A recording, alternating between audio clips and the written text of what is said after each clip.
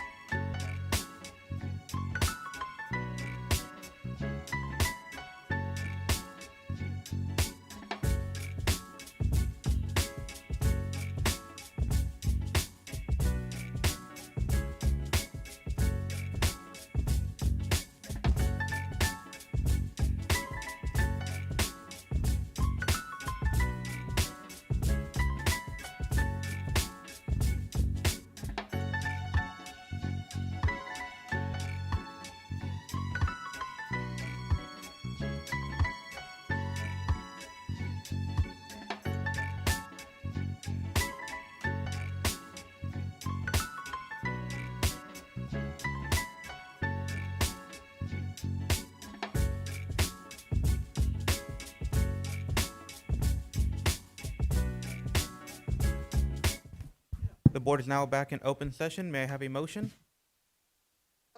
Second, Tatiana. All in favor, please say aye. Aye. Motion passes 7-0.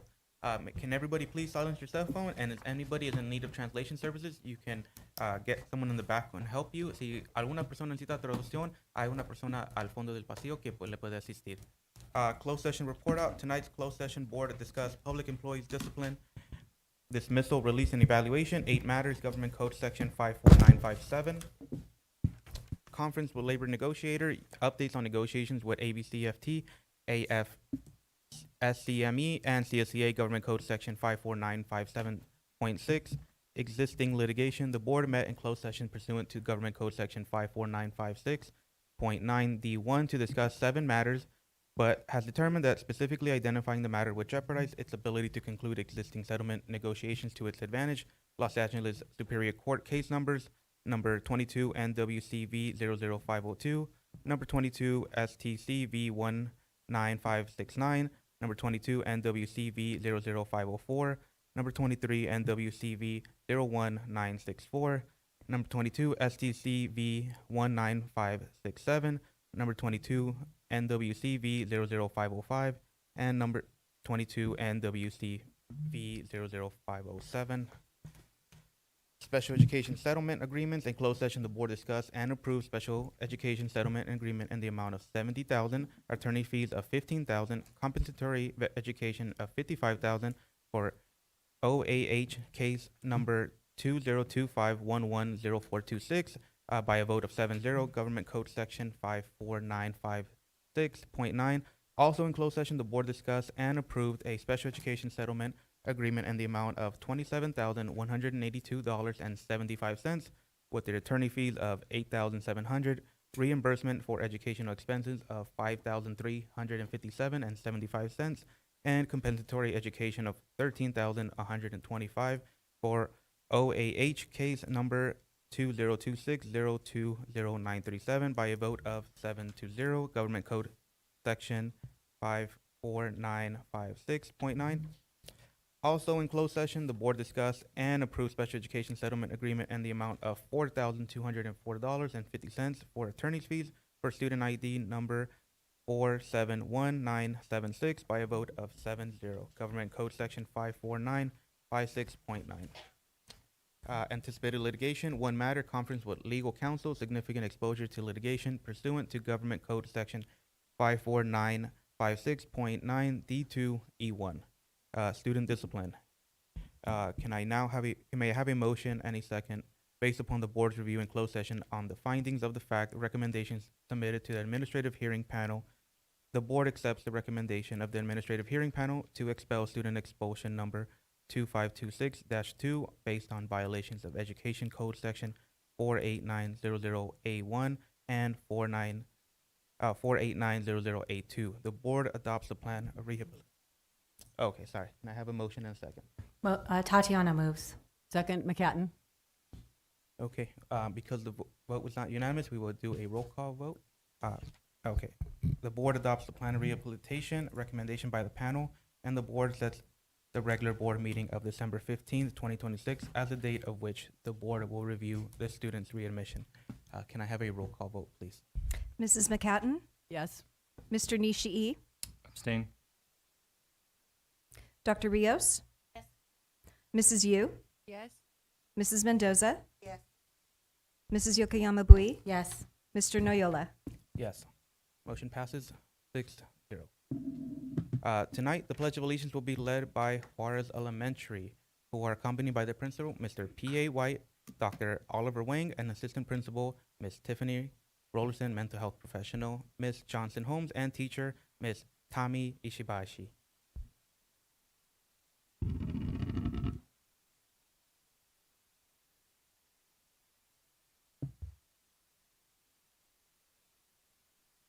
Good evening, distinguished board members and cabinet. Good evening, President of the Board, Mr. Nayola, Vice President, Mrs. Yokoyama Bui, Clerk, Mrs. Mendoza, and board members, Mrs. McCadden, Mr. Nishi, Dr. Rios, Mrs. Yu, and Superintendent, Dr. Zitlo. Hello, my name is Hannah Basilio. Please stand and join us for the Pledge of Allegiance. Place your right hand over your heart. Ready? Begin. I pledge allegiance to the flag of the United States of America and to the republic for which it stands, one nation, under God, indivisible, with liberty and justice for all. Thank you. Please be seated.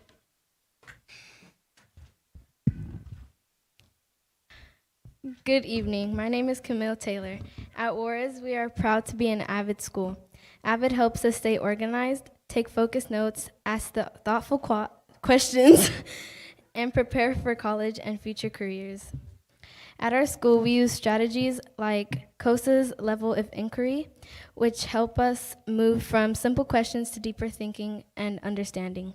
We also use Think, Inc, Pair, Share, where we take time to think, write our ideas, and talk with a partner, and then we share with the class. These strategies help us become more confident learners, better communicators, and stronger critical thinkers.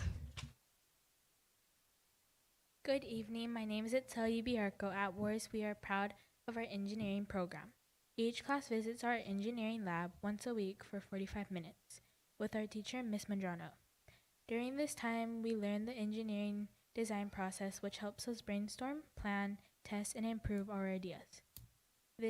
We use this process in hands-on projects like building paper roller coasters, designing a miniature city, using microbits to practice coding and bring our ideas to life. During Family Science Night, families were able to visit our engineering lab and see these projects in action.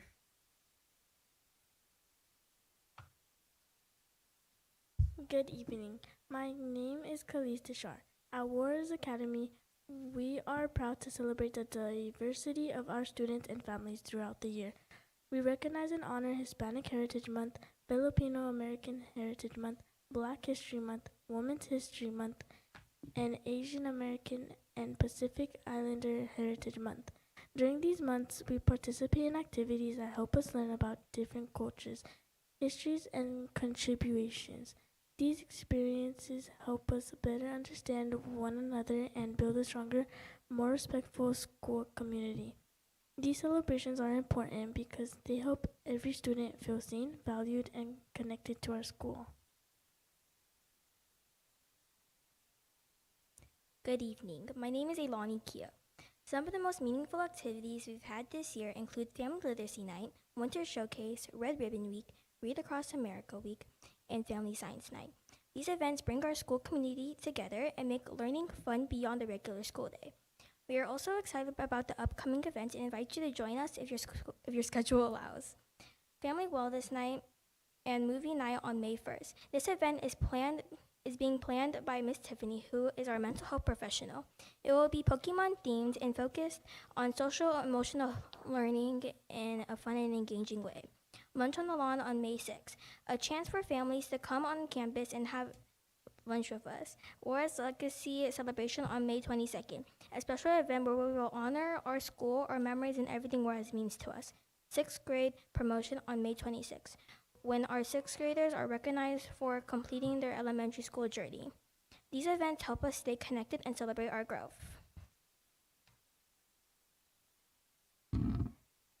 As we look ahead, even though we know our school is closing, the spirit of Juarez will stay with us and keep us connected. The friendships we built, the lessons we've learned, and the pride we feel will carry on wherever we go, because once an engineer, always an engineer. Thank you for sharing your time with us and listening to our presentation. At this time, I would like to introduce our staff joining us. Our principal, Mr. White, our assistant principal, Dr. Wing, our mental professional, Ms. Tiffany, our teacher, Mrs. Holmes, and our intervention specialist, Mrs. Ishubashi.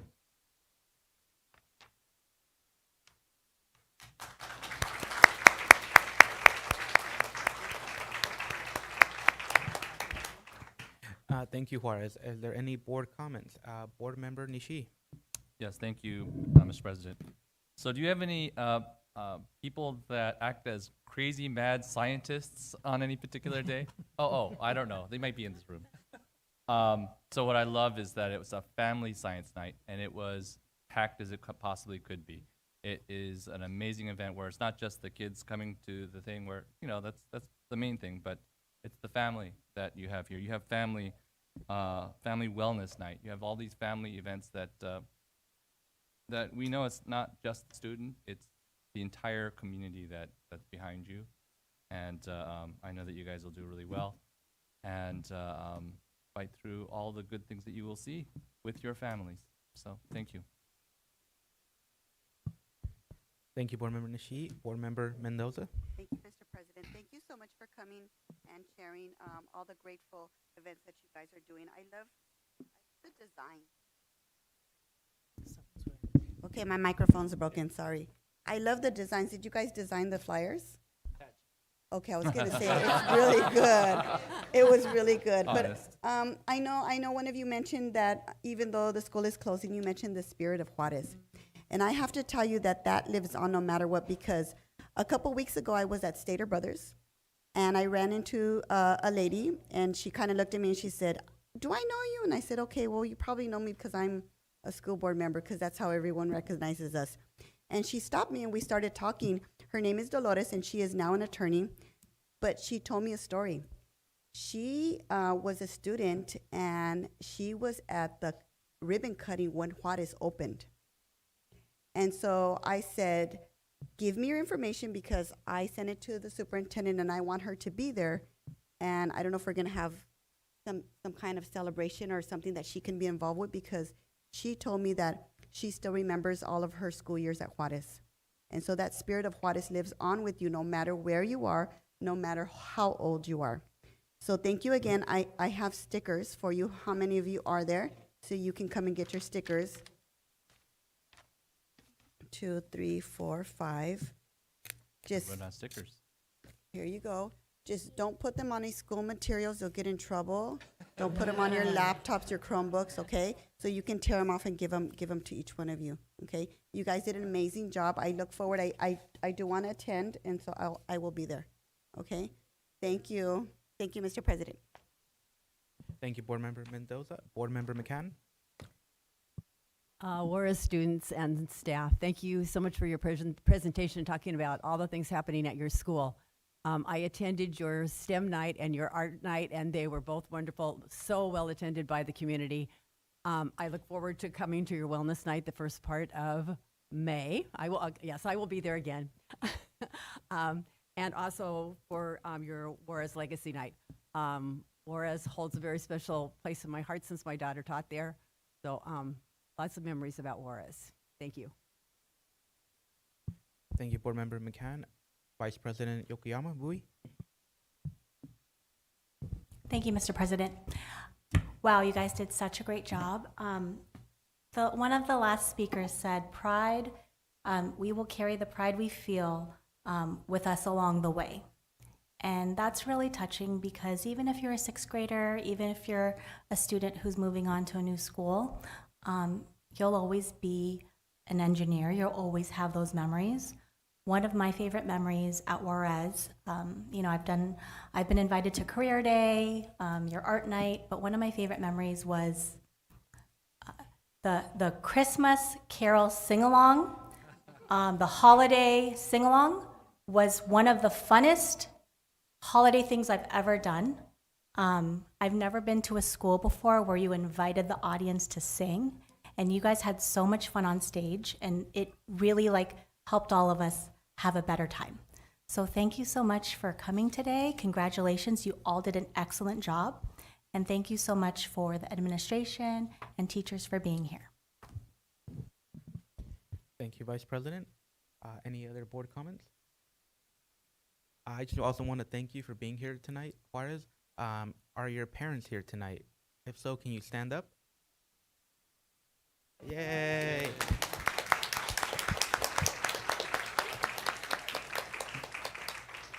I just want to thank the parents for trusting us with your kids and for always having their best interests at heart. Thank you for being here, Mr. White and staff. I was able to visit Juarez last week, and we got to talk about, although Juarez is closing, the students are taking a piece with them, and that piece was given to them by the principal, the teachers, the community at Juarez. So they're taking a big piece of them, but I want to thank the staff that really worked hard these past couple years to make Juarez such a great place and create a lot of great memories for these kids. So thank you guys for being here tonight. We look forward to attending some of these amazing events and celebrating with you guys. Have a good night.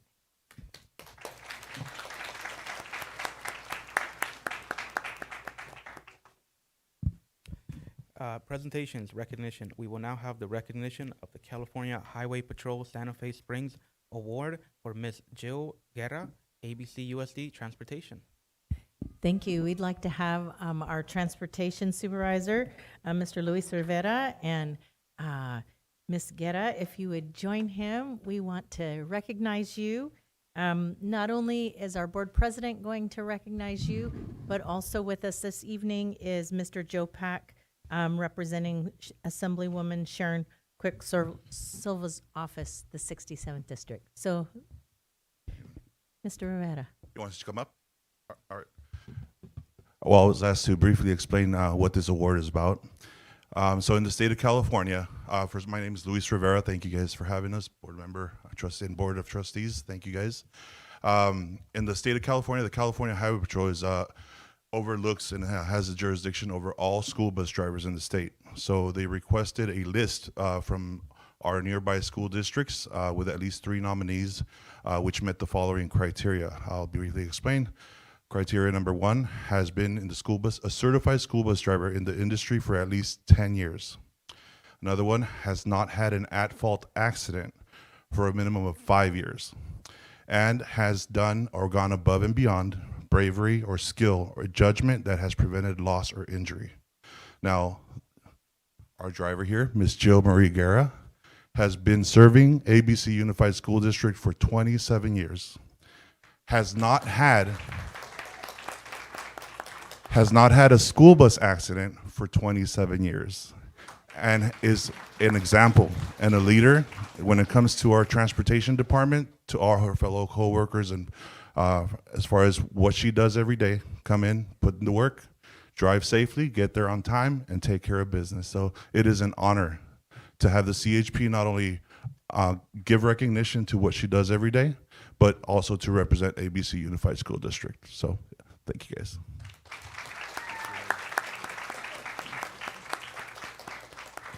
So we can have Mr. Joe Pack come up if you want to say something, Joe. We'll have you come onto the stage and we'll do a picture with the board after Mr. Pack speaks. On behalf of the Assemblywoman Sharon Cook Silva, I just like to congratulate Jill for being recognized by CHP.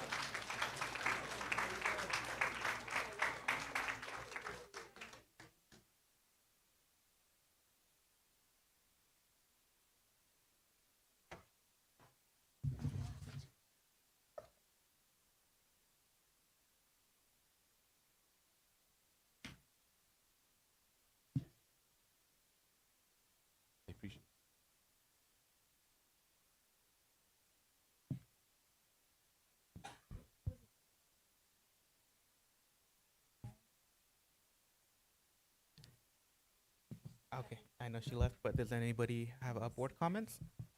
See if she can come back.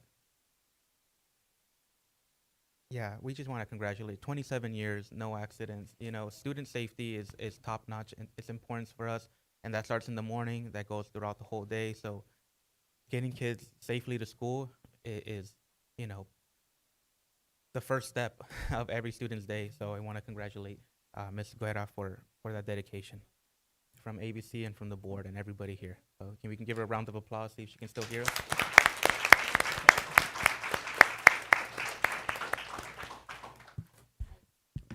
Thank you. We will now have a recognition for the 2026 California Distinguished Schools, Cerritos High School and Whitney High School. Dr. Zietlow. Thank you. We're going to start this evening by recognizing, we're just going alphabetical, Cerritos High School for being named a California Distinguished School for 2026. If we could have our staff and people from Cerritos come on in so we can congratulate you.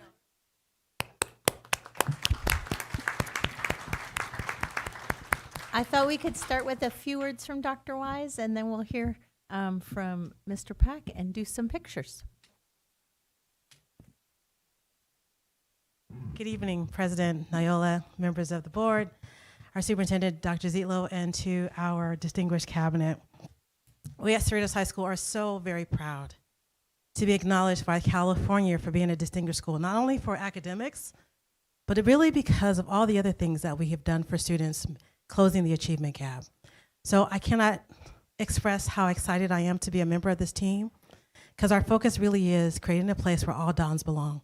So with that, we are excited to be a school that is closing the gap for all the kids at our school site and really making a difference for our community. Thank you for this acknowledgement tonight. Thank you. I lost Mr. Pack, if you want to say a few words.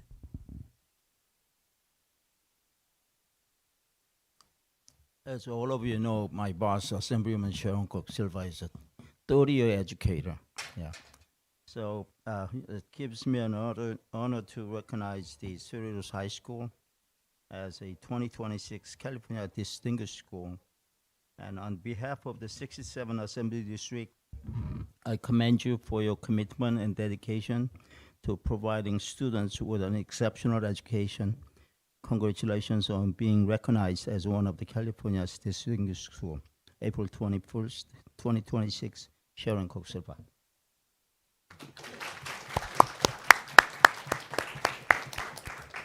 If I might add, it is incredible to work with this group of people that are standing behind me. Their innovation, their love, and respect, and hard work for students really make a difference at Cerritos High School. I'm really proud to be the team leader here, but more importantly, just proud to be amongst these people. So please, my team that's here with us tonight, thank you.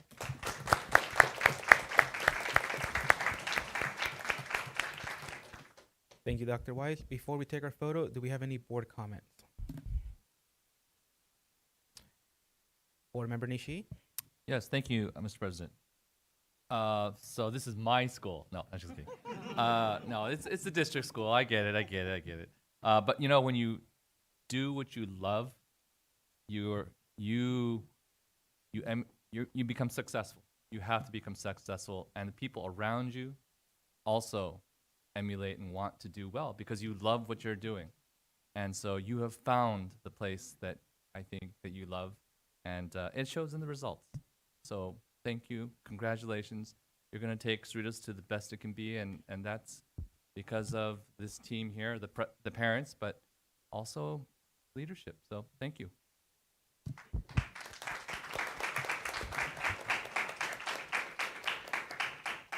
Board Member Yu? Thank you, President Noyola.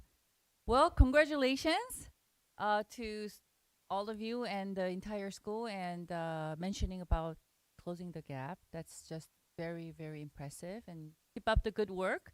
I have one question. By the way, 3 of my girls graduated from Cerritos High School, and the youngest one is graduating from college this year. Thank God. Done. I have a question.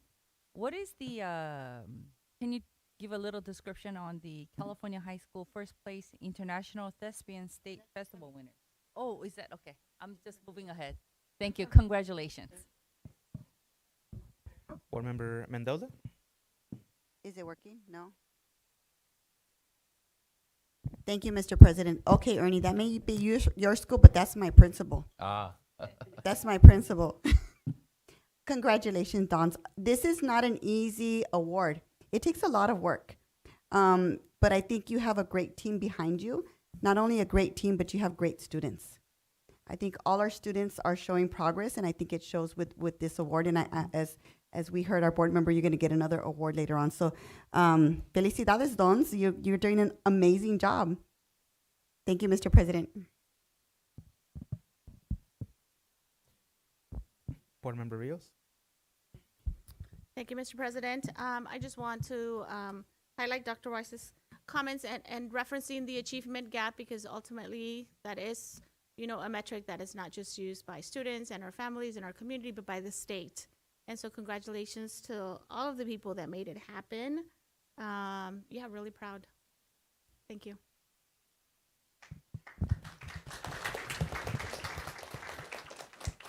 Thank you, Board Member Dr. Rios. Board Member McCann. Congratulations on your award. And Dr. Weiss, I know the kind of person you are because you were at GAR to start with. And you truly inspire people. I talk about how you ran your school site council meetings, and it's amazing to me how you got parents so involved. And I know that that's how you are with your staff. So continue to inspire people. When I saw Willy Wonka on your campus, that really tells me the kind of person you are. So congratulations to all of you. Thank you, Board Member McCann. Vice President Yokoyama Bui. Thank you, Mr. President.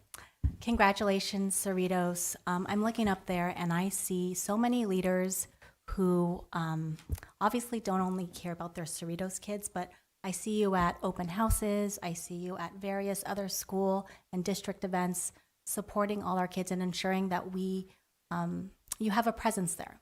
So thank you so much for everything you do for Cerritos, for our community. I also wanted to highlight Willy Wonka. That was probably one of my favorite shows this year. I also have family at Cerritos. I've had cousins who attended Cerritos. It's a very well-loved school, so thank you. Thank you, Vice President. I just want to echo my colleagues and congratulate you guys.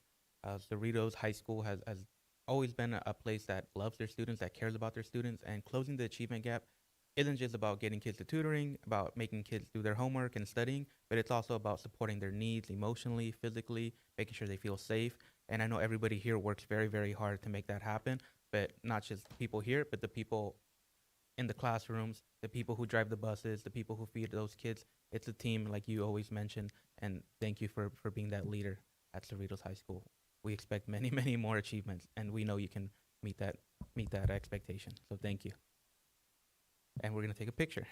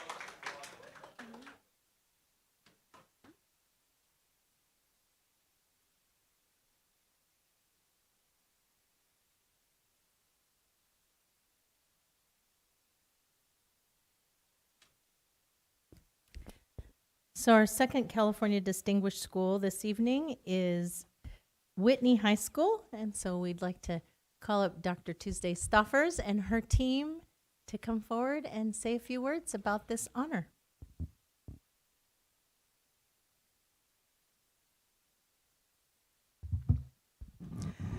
Good evening, Board President, Board members, Dr. Zietlow, Superintendent's Cabinet. Give me a minute. I just landed at Long Beach Airport. I was at the AXA Ledge Action, making sure that districts have money to run, even though, you know, the state's cutting down on our budgets, I was advocating for schools.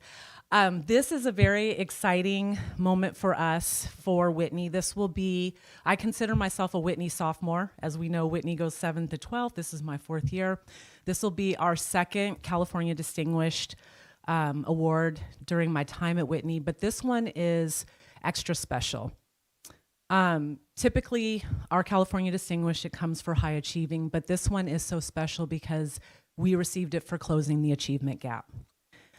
My team has worked very hard to implement programs for students so that they are successful at Whitney, they feel seen at Whitney, and they feel included all of the time.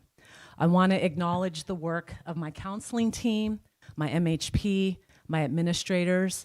It has taken the entire team to make sure that we have closed the achievement gap for all students at Whitney.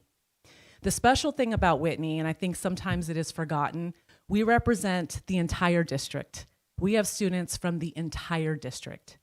And so it is always important that we make students feel included because we are the representatives of ABC in its entirety. And so I am very proud to stand here before you, not to receive the California Distinguished for High Achieving, but for closing the achievement gap for our students. Thank you so much.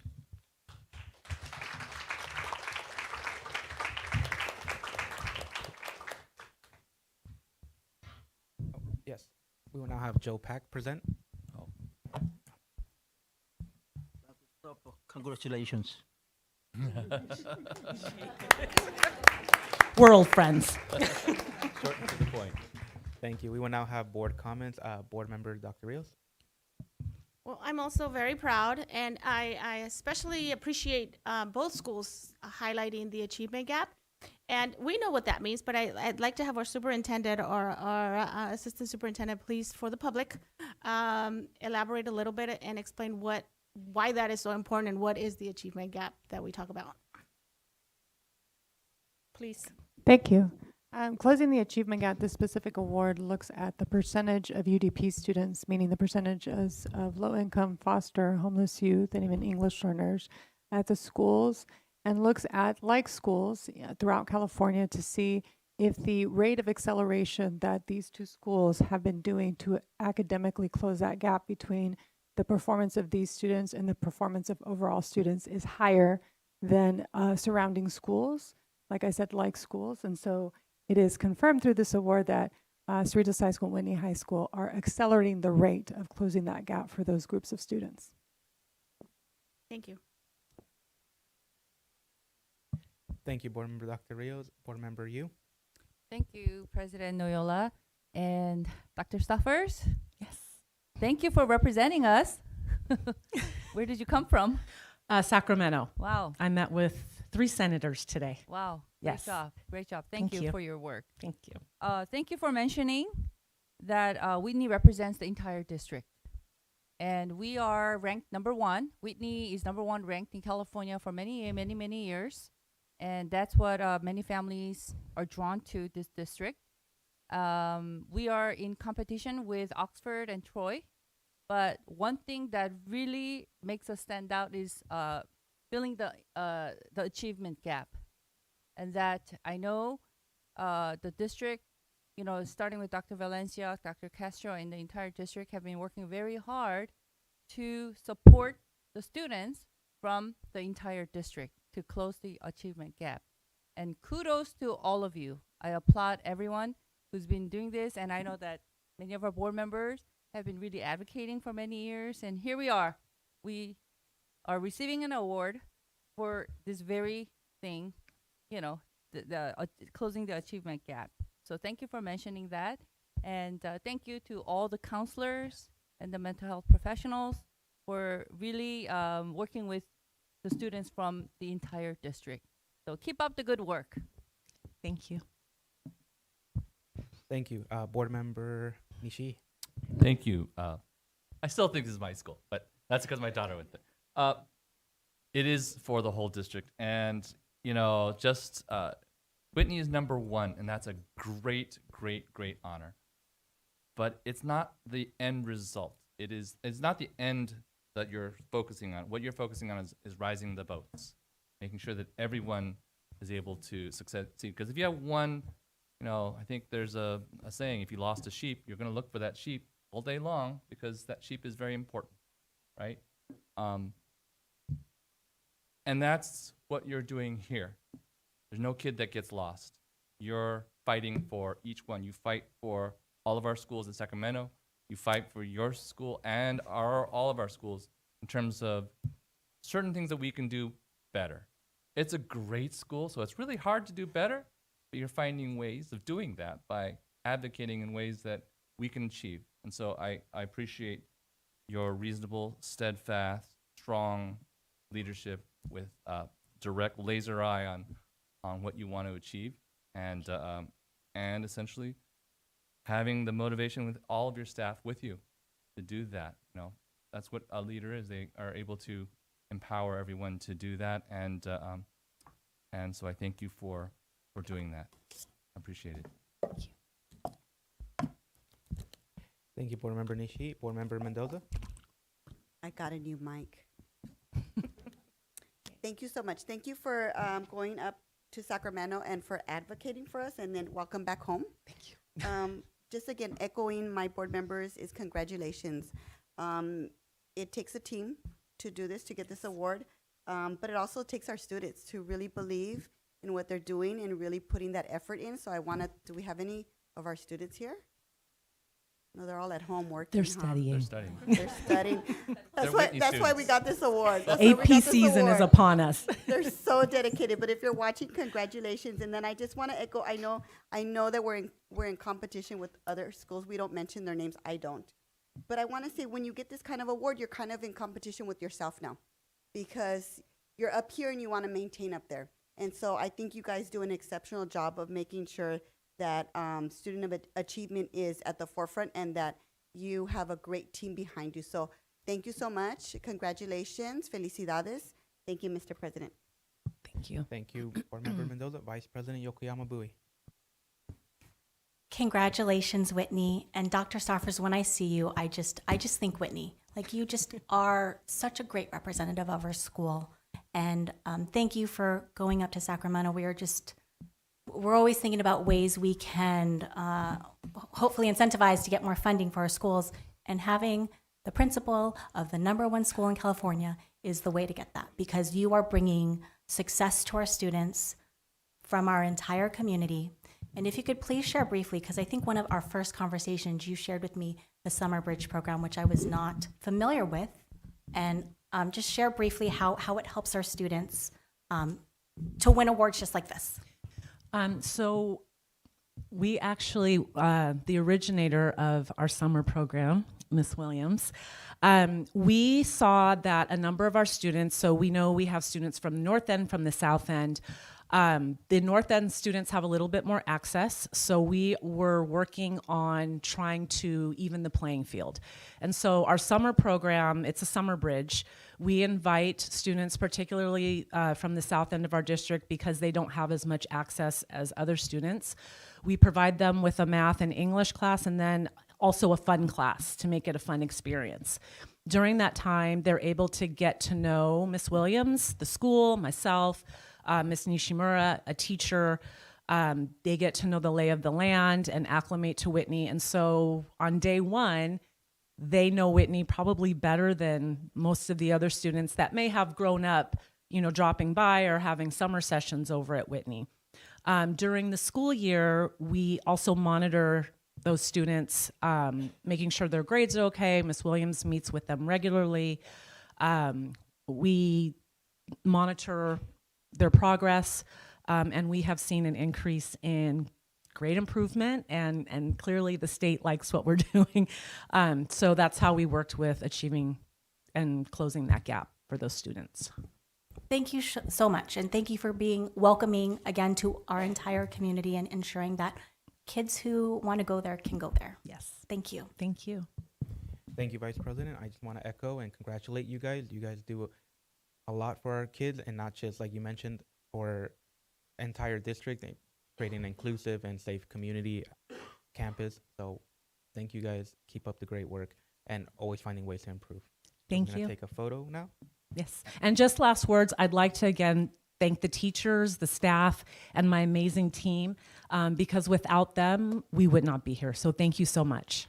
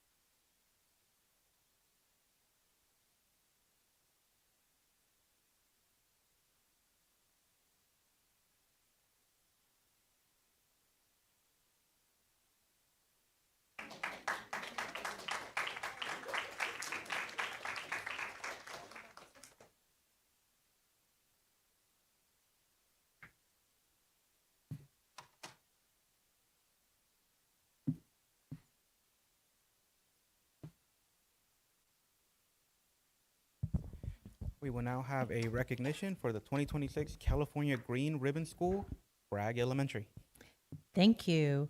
I'd like to introduce Principal Dr. Hilda Flores to come up and share a little bit about the award, and then we will have a recognition by Joe Pack and our board. Dr. Flores. Thank you so much. And I'd like to introduce my team here with me this evening. We have fifth grade teacher, Miss Crystal Pattisil. We have our mental health professional, Christina Pereira, and our assistant principal, Natalie Ornelas. And I'd just like to start by thanking them for joining me this evening and being a bit of my backup girls as I share a little bit about the amazing achievement that Bragg was recognized this year. I want to give you a little bit of information. The Green Ribbon Schools Award is part of our California Department of Education recognition system, and we are one of 26 schools that were honored statewide this year for our achievement. And I'm going to look at my notes so that I can provide you a very accurate representation of what this award is for. Now, we are honored for our exceptional achievement in sustainability along the three core pillars that are reducing environmental impact and cost, improved health and wellness for students and staff, and effective environmental and sustainability. The gold level is the second highest award available to schools, and we are excited about what we've done to have measurable results in each of these areas.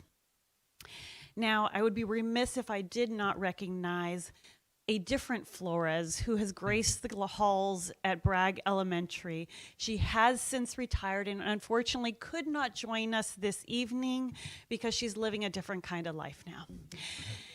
But she was truly the driving force that began the success at Bragg Elementary School, and without her presence on campus, none of what we are going to be describing tonight would have been achieved. Her legacy is felt throughout the campus, and it's not infrequent that I see high school students that want to share with me the impact that she had on their lives. She was truly a force to be reckoned with.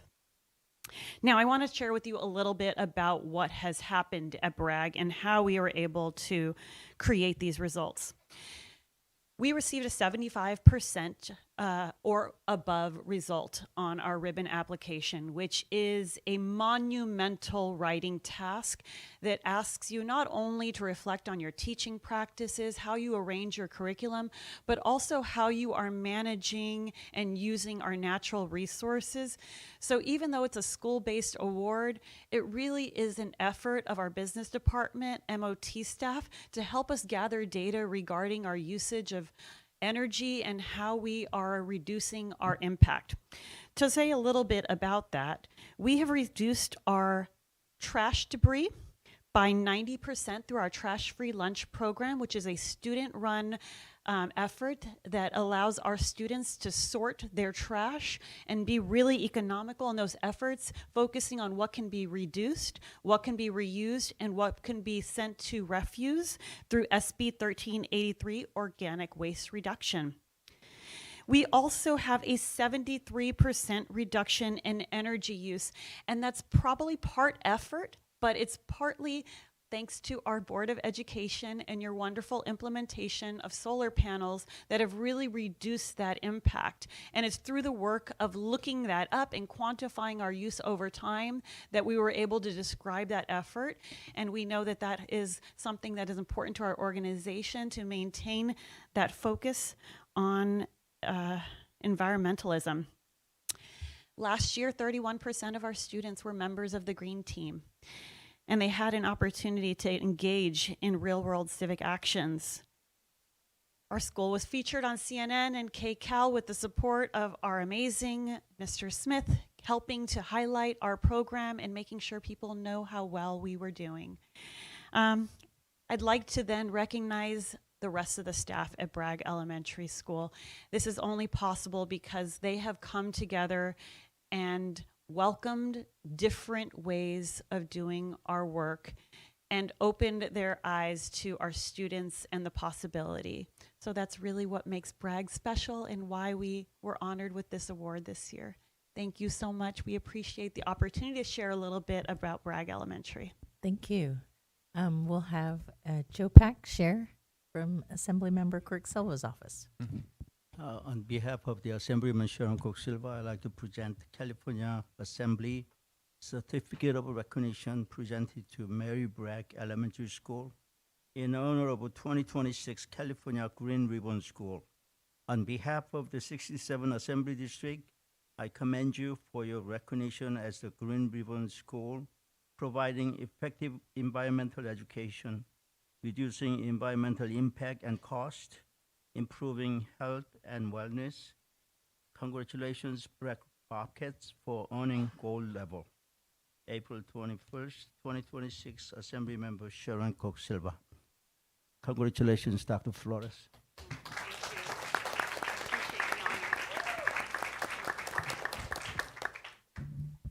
Thank you. We want to have board comments. Board Member McCann. Dr. Flores and the Bragg staff, congratulations on your award. I'm going to have your kids come to my house because I don't know how you do that 90% reduced trash. I have a hard enough time with the 3 trash cans, but I'm going to adopt one of your kids. But congratulations on your award and all your hard work. I'll put that request in the newsletter. Thank you. Thank you. Vice President Yokoyama Bui. Congratulations to Bragg. What I will say is I know Mrs. Flores has retired, but we have her to thank for implementing this program here and bringing such recognition to Bragg. I do believe it's also, like you mentioned, it's the testament to the teachers who are still here, staff, students, for continuing the program. Because of course, if the one person driving it has left, what happens next? Bragg could have easily said, okay, let's just move on and we'll just go back to how we do things, normally. But you didn't. You kept on going and you kept on implementing those practices.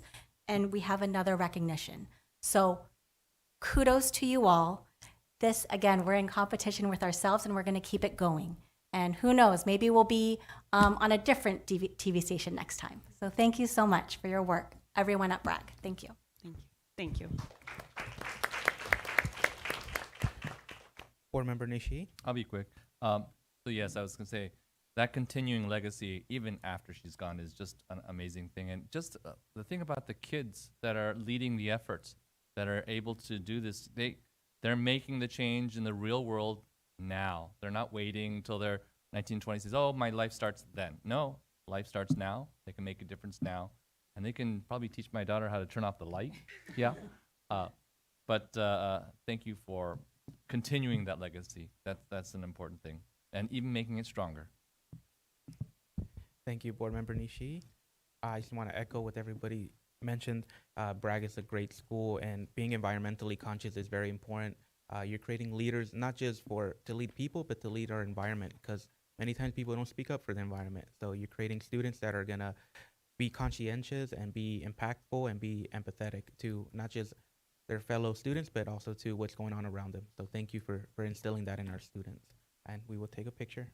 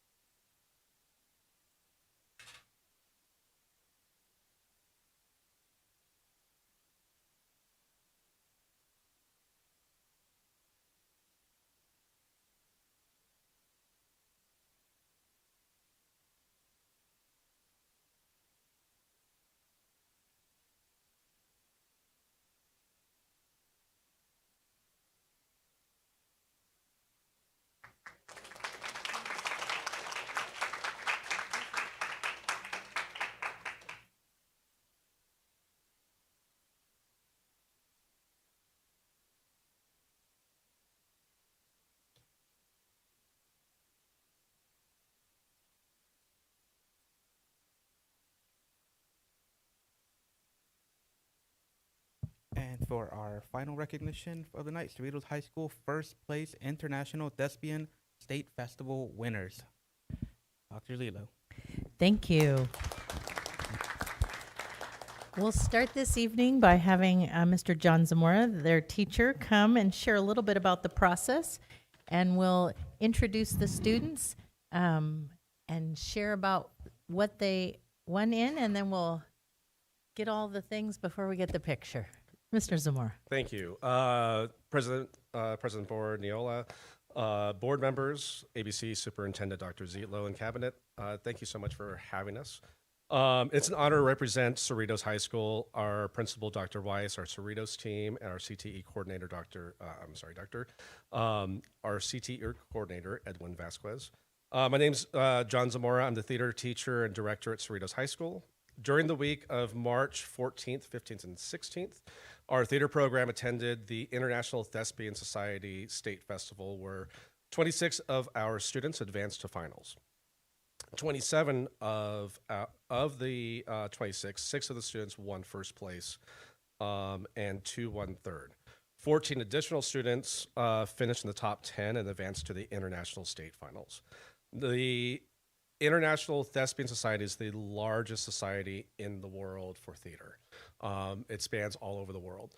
And so at the state festival, there are schools from Northern California all the way down to San Diego that come to compete at the state festival. We started rehearsing in November. That's when we started picking our pieces and started rehearsing and slowly kind of developing with my music director and my students. From there, they went through a rigorous rounds of performances where they would submit videos about and whether or not they would get passed on or not. Students from all over California, stretching from Northern California to San Diego, attended the festival, where close to 2,500 students attended. And here we have first place for costume design and construction, Marissa Martinez.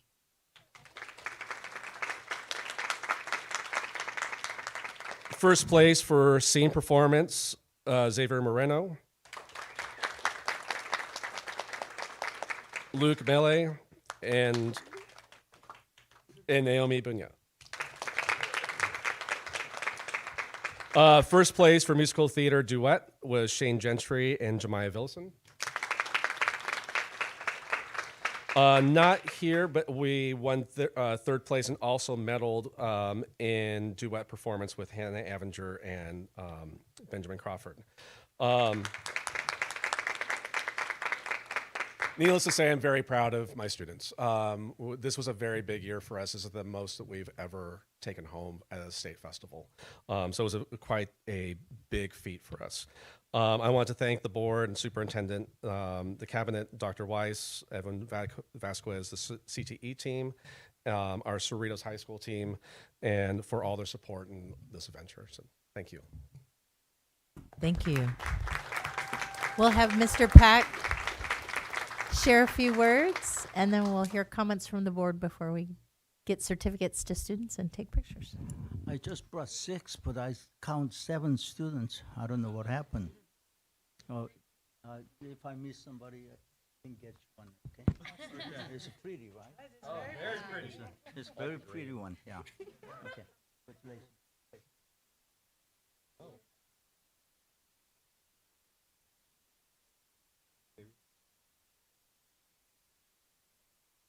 Board comments. Board member, you. Teach over here. I got you more.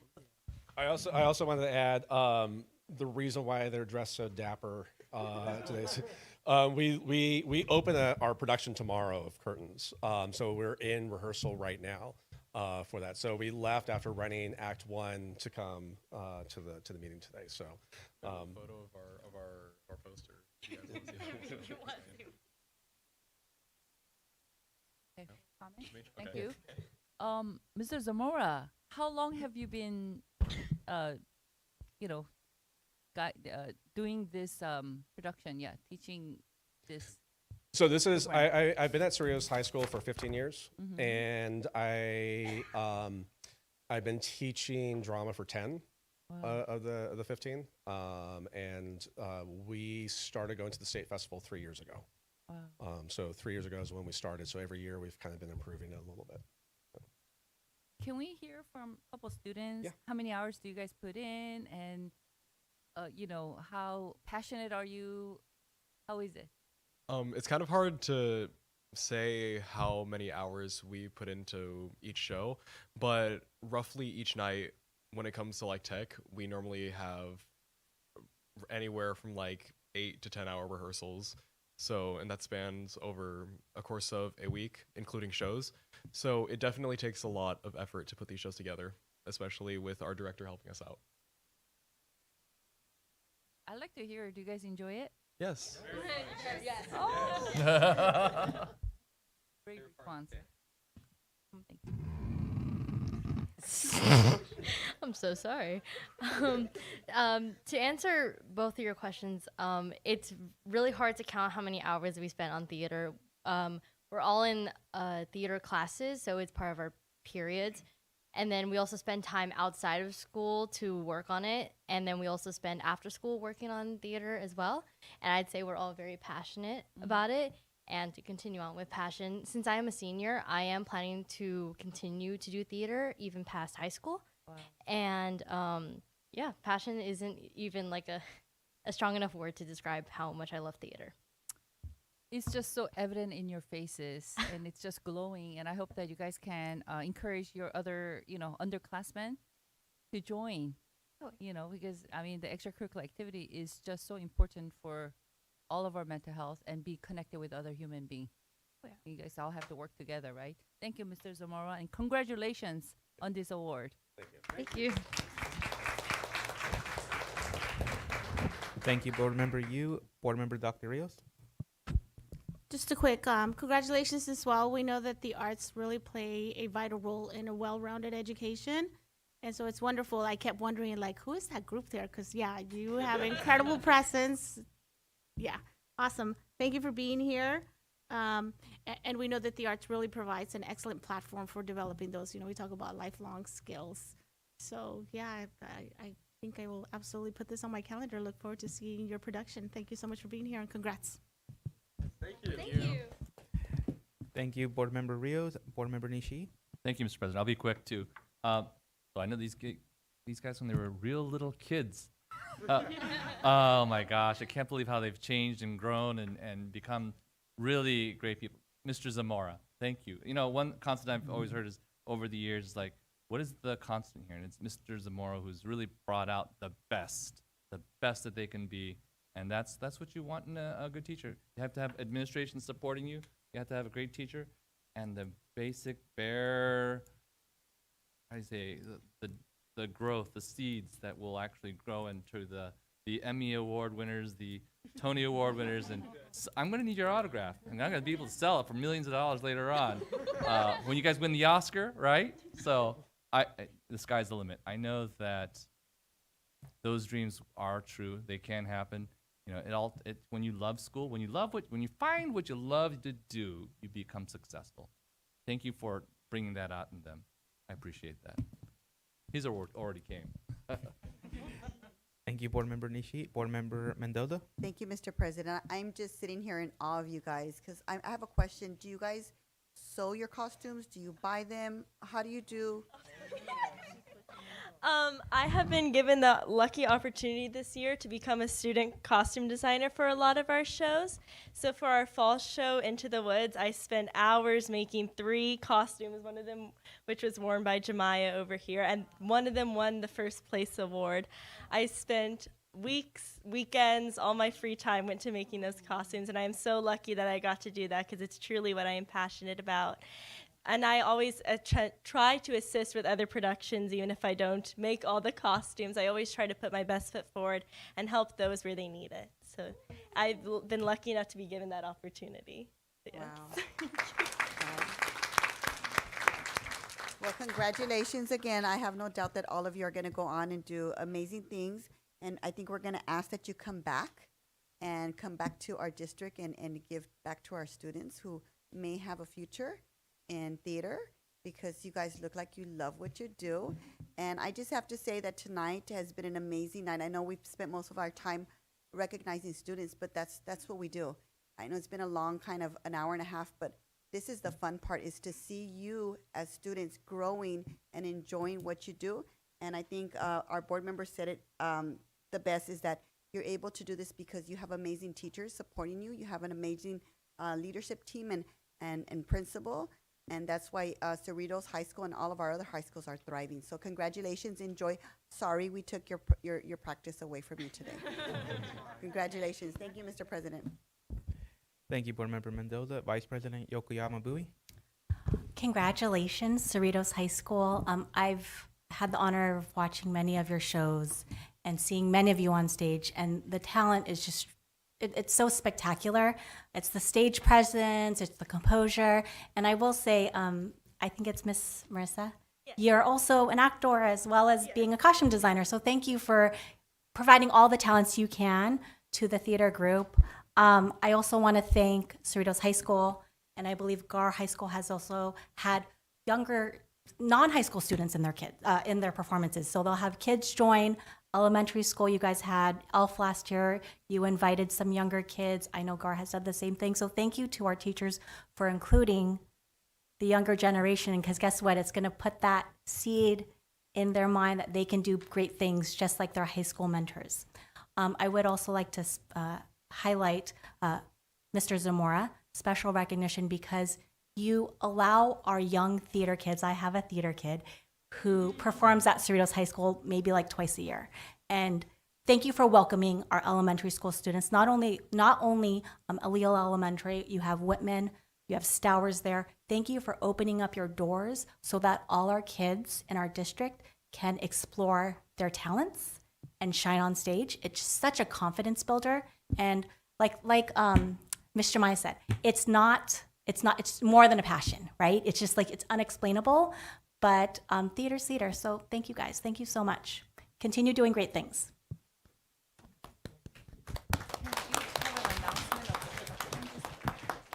When is the production? Oh, yes, can you share your production? Your next performance? I'll sing. Okay. Do you want to know the dates? Oh, okay. Okay. So tomorrow we will be opening our show, and we will be going on until Saturday at 7 p.m. They're all at 7 p.m. Would you like to know the synopsis? Okay. So basically, this is a murder mystery musical where it's Curtains the musical. It's a murder mystery show, and it is kind of awesome. It's going to perform at. Yes. Thank you. Thank you for being here tonight. Thank you for holding your practice and coming here to celebrate with us. You guys work really, really hard. You guys support each other. You guys are already role models for our theater kids coming up from middle school and elementary. Mr. Zamora, I always hear about Mr. Zamora from all the drama teachers throughout our district. Like, you are the standard here at ABC. So thank you for continuing to shape these kids. And you're right, it's more than a passion, it's a calling, I would say. You guys have been called to perform and tell stories. So hopefully you guys get to tell your stories in the future, and we get to see that. So thank you guys. And we'll take a picture now.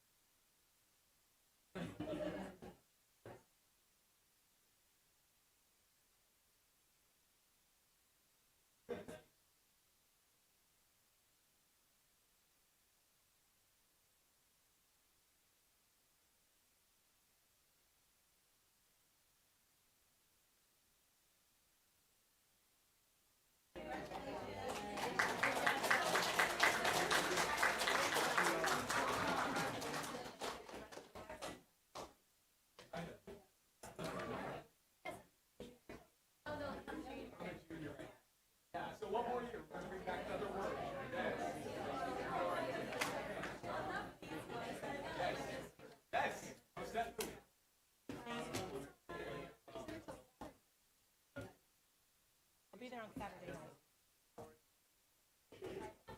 You spelled my last name. That's okay. Can you bring it to me tomorrow and I'll make sure they make corrections? Oh, sure. Bring it to me tomorrow morning. Okay, yeah. So,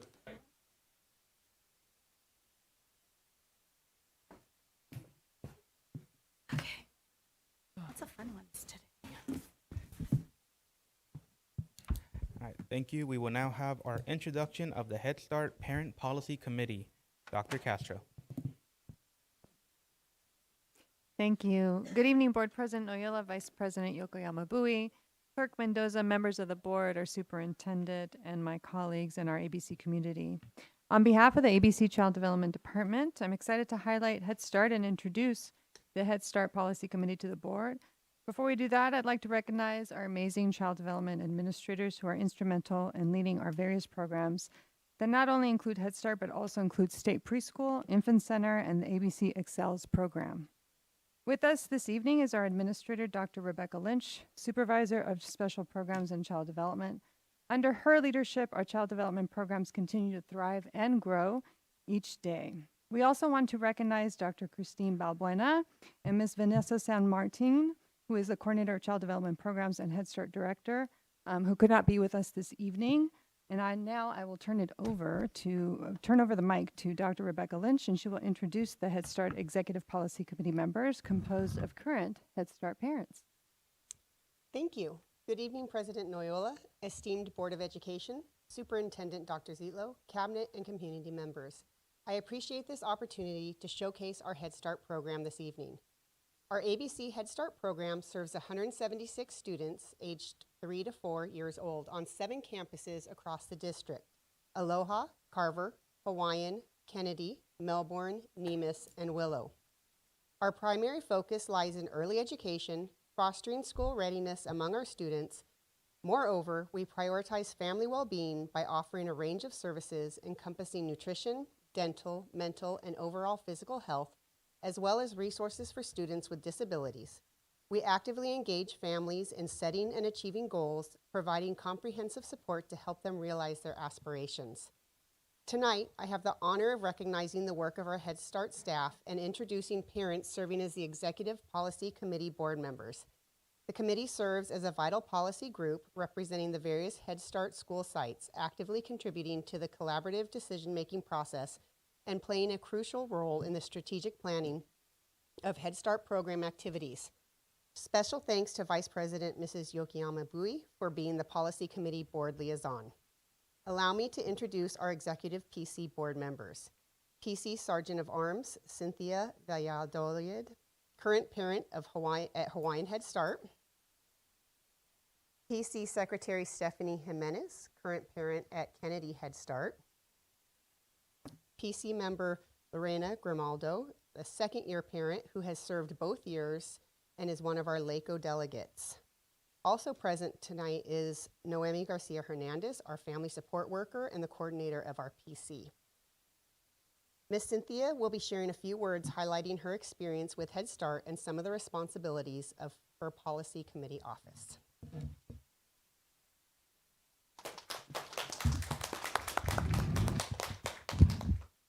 Good evening. I'm here to acknowledge and express my gratitude for the existence of the Head Start program. My son and I are thankful that we ended up in such a good hands, and by that I refer to the incredible team that includes Vanessa San Martin, Noemi, Sandra, and Alejandra, as well as, of course, 2 of the best teachers I have ever met, Mrs. Martinez and Miss Anai from Hawaiian Elementary, who are deeply devoted and passionate about their work. My son Aaron is a child with special needs, and I can tell you that since he started at Head Start, he has improved tremendously in different areas. I have no word to express my gratitude to all the support, effort, and dedication, not only toward my son, but toward all the children. Thank you.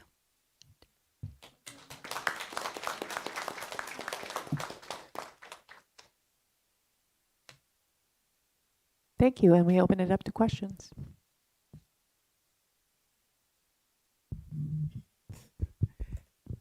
Board Vice President Yokoyama Bui. So recently, as you all know, thank you, Mr. President. Recently, as you all know, I took over as board liaison.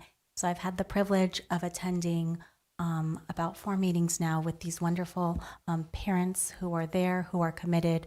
And I shouldn't say that they're all parents, because some are family members, aunts, fathers. So they all come to contribute and express their feelings and what's going well with the program and what they would like to improve. Most importantly, what I found very surprising and I was not aware of prior to my involvement with Head Start is there's encourage volunteer hours for all the parents, which helps us offset a lot of the costs that we have towards LACO. So thank you all for really believing in the program. It's because of you that the kids are growing. We do have great support there, obviously. We have their teachers, we have our guidance, we have our administration, but we all believe this, that the families really, really, really help the kids shine and grow. So I'm so thankful to be a part of the group. I'm so thankful to learn more about this program and the tremendous ways we're helping our kids. Thank you all. Thank you, Vice President Yokoyama Bui. Board Member Mendoza. Thank you, Mr. President. I when I saw this on the agenda, I was like, oh, this is my jam, because I'm a kindergarten teacher at heart, and I had the privilege of being on the committee, and it's one of my favorite ones because not only are we providing services for our students, but also for our parents. So they're learning, you're learning. You have activities, and it's literally, the name is it's Head Start. You're giving them a head start before they enter into kindergarten. And it makes such a big difference. When I taught kindergarten, I could see right away which kids went to Head Start, which ones went to preschool, which ones went to daycare, because they have those skills, those foundational skills, and not like reading or writing, but the socialization. They had oral language, sharing, right? Sharing independence. So I think this is a great opportunity. If parents, have the opportunity to be in these programs, they can. And I was just going to ask that same question, and so you kind of answered my question. What is Melbourne doing that we can do at our other schools? What is Melbourne doing? Because they're doing an awesome job. And I know each school is different, every site is different. But one of the things that I used to do was when I was on the committee is I would look at the activities and I would take them back to my classroom because they're so cute. Thank you for volunteering and doing this, because you do this out of the goodness of your heart for your child. Thank you for being a part of this committee. Muchas gracias. Thank you, Mr. President. Thank you, Board Member Mendoza. I also want to congratulate you guys and for stepping up to this role. This is a great first step for this partnership that we will have at ABC. Head Start, being a product of Head Start myself, it did give me a great opportunity to, get a little preview of what kindergarten pre-K. I don't remember what I learned, but I remember I had a good time. But it is, being also on the committee, you do get an abundance of resources. You have that engagement with parents. You do get to be in the classroom with your kid. And that's something that we can continue to model. You guys will take these lessons and go into elementary, being leaders for other parents and being role models for them. So thank you guys for being here. Congratulations, and we're in this together. Thank you.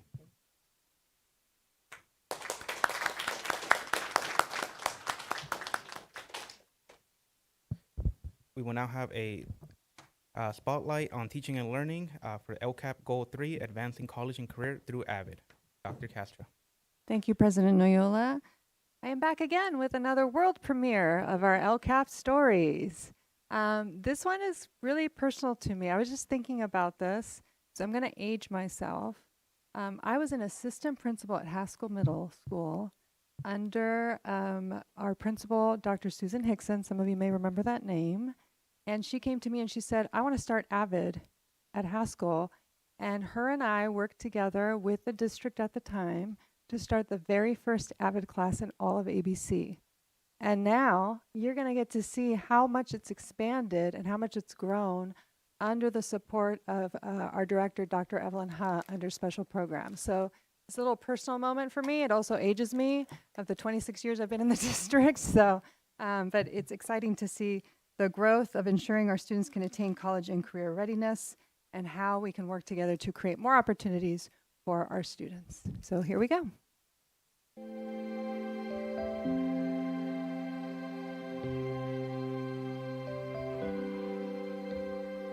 Over the course of this school year, we'll be exploring the many ways in which ABC's LCAP positively supports students. Goal 3 of the ABCUSD LCAP is focused on college and career readiness and features an action on AVID, Advancement via Individual Determination, a system that helps to close opportunity gaps by preparing all students for college and career readiness. ABC Unified School District is proud to offer the AVID College and Career Readiness System at 4 high schools, all 5 middle schools, and 8 elementary schools. AVID is definitely much more than a program.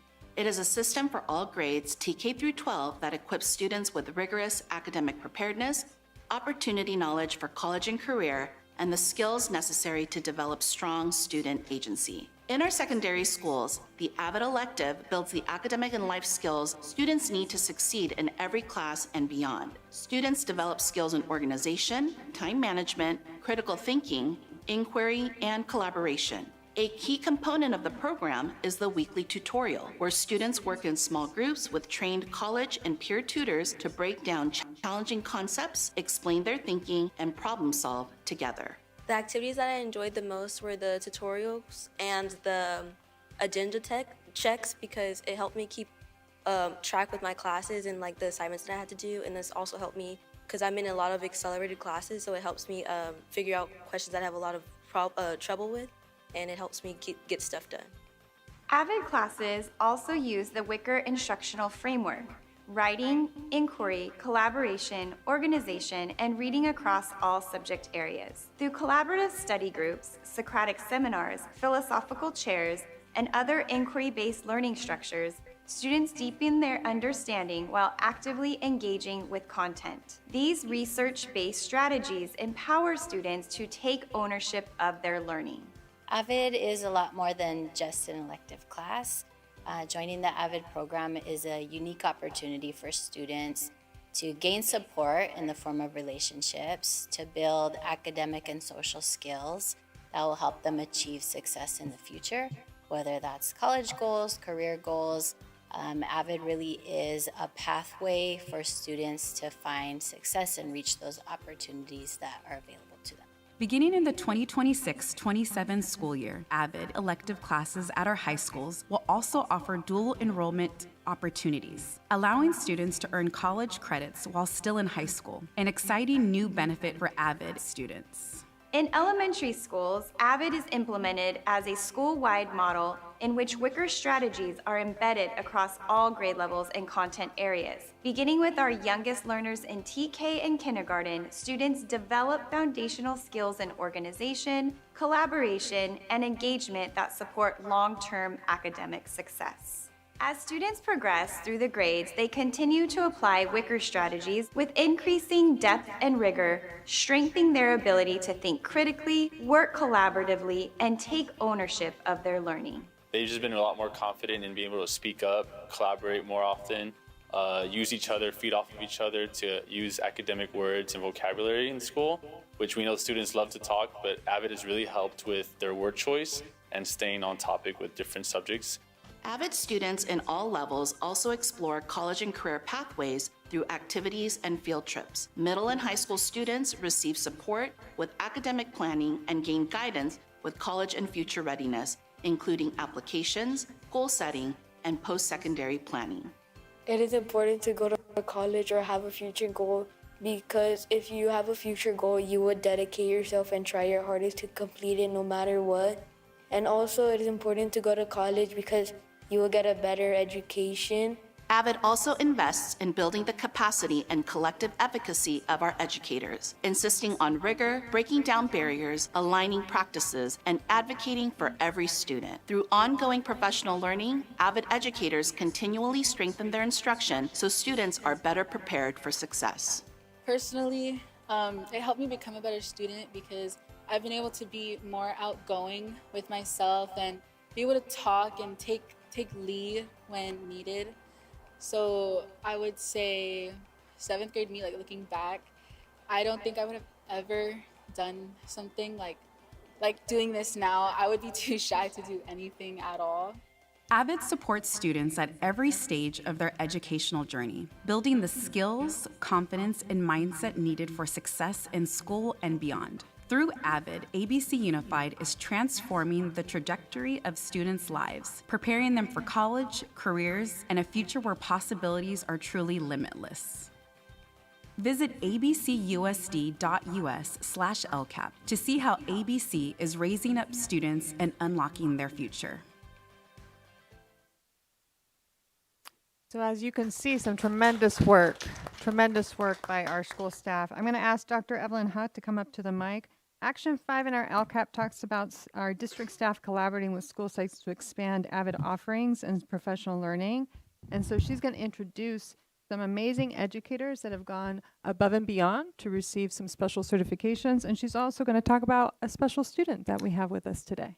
So good evening, board. I just want to go ahead and continue the video because some of these new updates were not, we didn't find out in time to include them in the video. But that young lady at the very end, she is actually in the audience. And so, what she said in the video was, she was just way too shy to do this. So we are incredibly proud to celebrate the fact that she, out of 800 student applicants across the nation, she is one of 20 students who was selected to be a national AVID student speaker this summer at Summer Institute. So Raylene Mares, if I can have her stand up. So I just want to say that Raylene, now, she just did a video. She will be speaking to approximately 5,000 educators in Dallas this June.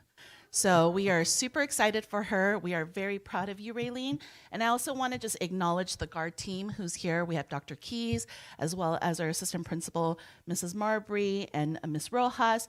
And I do want to celebrate also Raylene's family. So if I can have them stand up as well. Very proud family.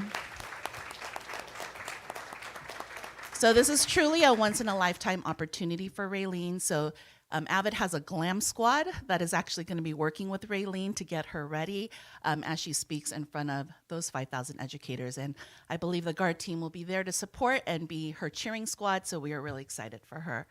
The other part that I wanted to acknowledge tonight that we weren't able to capture in the video is that we have 9 wonderful educators. They are our classroom teachers from our elementary and middle school. They have spent a very rigorous journey this year engaged in the AVID Certified Educator Program that has been funded by the LCAP. So I do want to acknowledge because just, I believe last week, they finished their capstone project, but this was a really rigorous journey where they learned about just foundations of instruction for AVID. It really helped to transform their classroom instructional practices, where they really lean into rigor. How do they really impact student achievement? So I just want to call them out by name, and if you can just go ahead and stand up. We have Taylor Connor, kindergarten teacher from Aloha. Angela Castelli, second grade teacher from Willow. Lilia Esnaira, sixth grade teacher from Willow.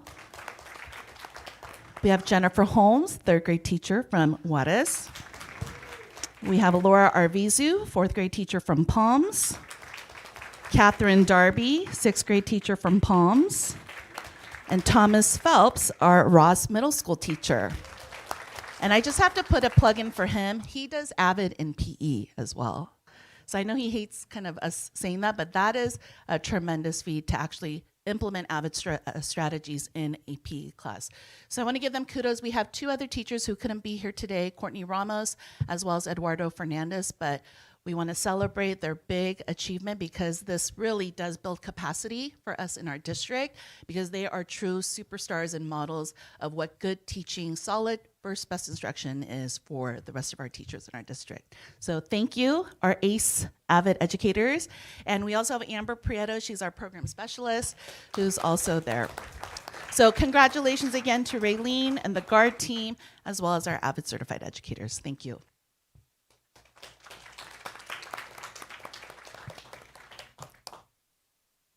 Are there any board comments or questions? Board member Yu?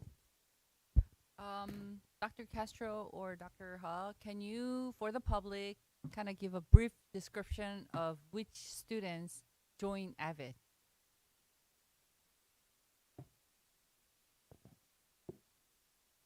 So typically in the AVID elective class in secondary, we do have, it's originally for first generation college students, so students who may not have access and opportunity. But what we have found is that AVID is good for all students. And so that's a great question, because we actually have a school here in the audience who has been implementing AVID school-wide. And Artisia High School has been doing this for the past 2 years in terms of school-wide strategies for success. And so while the elective class at our secondary level is specific for students who need maybe some extra additional support, we do have school-wide practices. At the elementary level, it is school-wide, so it is for all students. So you have, you give this AVID will give extra support to the students who are like, parents are immigrants, they're immigrants, so they're a little behind because they're English learners. So typically, it doesn't have to just be English learners, but it would be a great elective class at the secondary level, because AVID is really trying to close those opportunity gaps. Right. So maybe they might not have as much access to college applications or just financial aid information, but that is specifically what the AVID elective class is for. Right. You know, when you have parents who are immigrants, and I know this, I came when I was in 3rd grade. I mean, your parents are working all the time. So you're just lost by yourself, lost alone. But like looking at our district, I think our district provides a lot of support for English learners. Just the language, learning program and this AVID program, it does provide such support for the students. So I just want to say kudos and good job. Keep up the good work. Thank you. Board Member Mendoza. Thank you, Mr. President. I was actually there when Raylene got the video call, right? Ms. Morris invited me, and I kind of didn't know what I was there for. I'm like, I saw the girls, I'm like, are they going to do a speech? What am I hearing? They're like, just hang on. And then she got the video call, and it comes with some money, right? How much? $500. I was like, wow. I just want to say I'm proud of you, because I know that speaking in public is not natural. Some people can do it, but some people get nervous. When I first came on the board, I was like, oh my gosh, I'm used to speaking to kindergartners. How am I going to do this? But I think the more you do it, the easier it gets. And I think you're a role model for the rest of our students who kind of struggle with speaking. And I wish you the best. Thank you for inviting me. Thank you for Ms. Morris for inviting me. Didn't know what I was there for, but I know you did that video that day too. And just speaking about AVID, I think AVID is a program that provides strategies for all students, not just immigrants, not just Spanish speaking, but it's good teaching strategies for students. It's giving them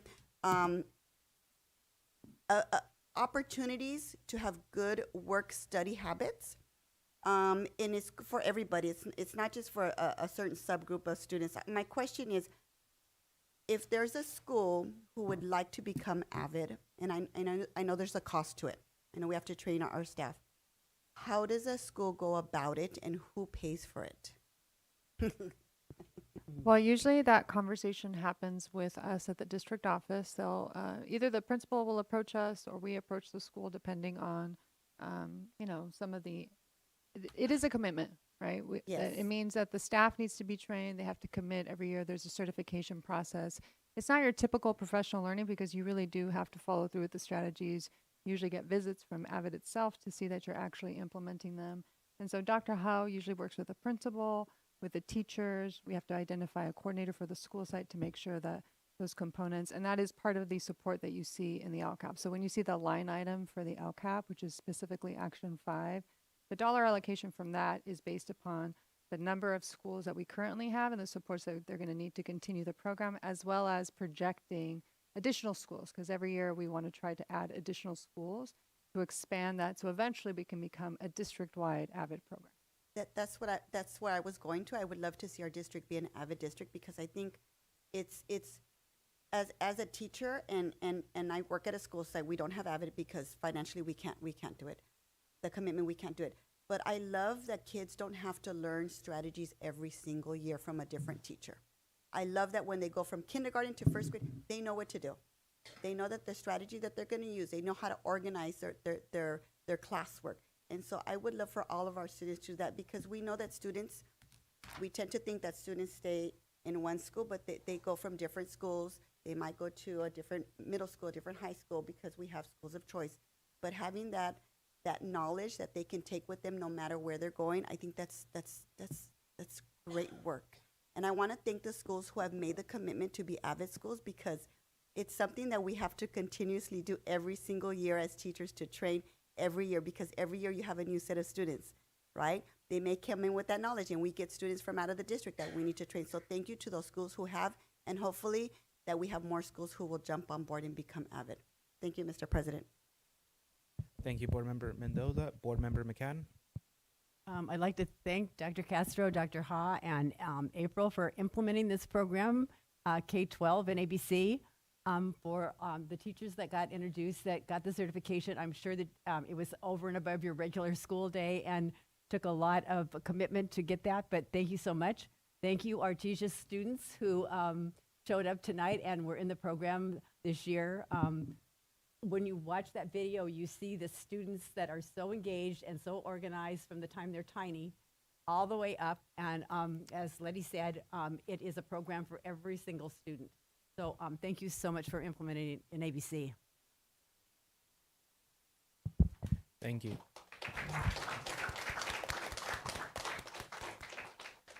Board Member Dr. Rios. Thank you. And can you please remind me what AVID stands for? It's an acronym, but I couldn't remember the first part of that. Advancement via individual determination. So Thank it really you. is about building student agency, so that they own their success. Yes. And yeah, I'm glad we're highlighting that program. Shout out to Principal Garcia, who's in the audience. I saw him and his staff. Because we know that Artisia High School is the school where every student does apply to go to college, right? And even though we like to say college is not for everyone, that's on students and their families to decide. That's not on us. So our job is to prepare them should they choose to go that route. And AVID is a program that specifically not just gives students the skills and the strategies to be successful in a college classroom, but I think more importantly, or most importantly, is that motivation and that belief that college is for them, for every single one of them, should they choose it, and that they can be successful. And so I love AVID. I didn't participate in AVID, but it was a program much like it. And so again, you know, I love to highlight the fact that a college education changes not just a student's life and a family's life, but community and society in general. So love this program, and like Board Member Mendoza said, would love to see it expanded. Thank you. Thank you, Board Member Rios. I want to thank you for sharing what AVID does for our students and our schools. I want to thank our teachers for stepping up and getting certified and doing the trainings and continuing to share those skills and tools. And of course, our students here that take these tools and skills and apply them to not just their education here, but these are skills and tools that they're going to need in college and life, and they're going to be much more better because they have how to take notes, how to stay organized, how to communicate, how to problem solve, because of the teachers that instill these skills in them. So thank you guys for sharing that, and I really appreciate sharing what AVID does for ABC, and hope we can expand it as well. Thank you.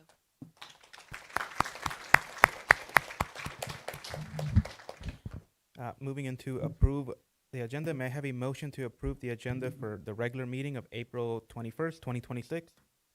Tatiana motions. Second, Mendoza. All in favor, please say aye. Aye. Aye. Motion passes 7-0. Approval minutes. May I have a motion to approve the minutes of the regular meeting of March 10, 2026?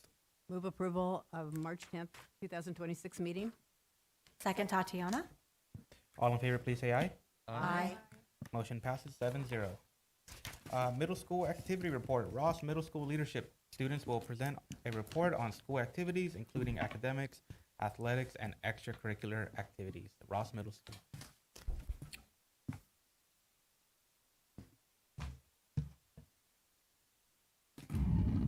Good evening, Board President Mr. Noyola, Vice President Ms. Yokoyama Bowie, Clerk Ms. Mendoza, and Board Members Ms. McCadden, Mr. Nishii, Dr. Rios, Ms. Yu, and Superintendent Dr. Zitlo. I'm Zerina Rubio. I'm the ASB President at Ross Middle School. I'm Ryan Kachua, the Vice President. And I'm Haley Alarcon, the Secretary. One of our goals this school year has been to make sure all students get involved and feel included on campus. We started off the school year with the club rush. We currently have 12 active clubs at our school, which include Marine Biology, Ultimate Frisbee Club, and TGSF. Our Dungeons and Dragons Club has been particularly popular this year, with over 52 students consistently meeting twice a week to learn and play together. In addition to our clubs, we created Falcon teams for the first time this year. Each student and staff on campus is on one of our 4 Falcon teams. This allows us to celebrate the fact that we are all Falcons, but add in some friendly competition. Our first team day of the year was a field day in which teams got active and competed in various field challenges. It was a great way to say hi after summer and get to know some new people. Before Christmas, we did another team day challenge, which involved an escape room in which teams in the classrooms were racing against the clock and each other to solve puzzles and complete challenges. Our school values are demonstrated through SOAR, which stands for Step Up, Own It, Aim High, and Respect. Students can earn digital SOAR points for demonstrating these values, and we open a SOAR store twice a quarter, allowing students to use their SOAR points to purchase things from small toys to free dance tickets to having our principal carry their backpack from class to class for the day. One of ASB's responsibilities at Ross Middle School is organizing our flight program. We sign up the whole school for classes, each lasting 4 sessions. Students get to choose from all sorts of fun classes like Intro to Drumming, Lego Building, Italian, Gardening, Golf Basics, and Capture the Flag. During that time, we also have academic support classes where we can get help with math or English state standards where we need it. Right now, the whole school is using the time in flight to do test prep to make sure we all know what our scores are and all the strategies needed to do well on state testing. We also have several spirit weeks throughout the year. We've done some that focus on mental health awareness, like Start with Hello Week, Say Something Week, and Kindness Week. With activities to promote inclusion of being an upstander, ASB works very closely with our mental health team, and it's been a great partnership to boost our overall campus culture. Our school has provided students reassurance fair, parent workshops, hands-on activities, and foster teacher engagements by getting teachers to pledge to be trusted adults. Our favorite spirit day was Get to Know Your Classmate Day. Everyone on campus got a playing card and had to find someone with the exact same card and get to know something about them. We've also had cultural spirit weeks like for Black History Month, and our dual immersion Spanish classes always updating their bulletin board in the main hallway to celebrate various celebrations such as putting out ofrendas for the Day of the Dead. ASB has partnered with AVID, who hosts regular lunchtime activities. They've helped promote our academic and college-going culture in a fun way with activities like binder races and college trivia games. Kairos is our school broadcast team who puts out the weekly announcements. Several of their students produced videos that were featured in the Middle School Film Festival last week. Additionally, ASB has partnered closely with our PTSA, who have worked with us to put on several family events this year, including movie night, bingo night, loteria night, and we have a pancake breakfast coming up on Saturday, May 2nd. You're all invited if you want to come be part of our fun. One of the best things about our campus is the staff involvement and teacher support. For example, this Thursday we're putting on our first ever Mass Singer event featuring our teachers as Mass Singers. Don't forget our sports. Our student athletes have been showing up and working hard in every season. We're currently looking forward to winning our 3rd and consecutive championship at the middle school track meet. Finally, our band and color guard consists of 110 dedicated students who not only sweep competitions, but also proudly represent Ross and ABC across Southern California, including performances at Disneyland. Our color guard provides students with a creative outlet to dance and express themselves through thematic performances. Meanwhile, our drumline, now in its 2nd year, is already making history as defending champions. They're ABC's only middle school drumline and one of just 20 in all of California.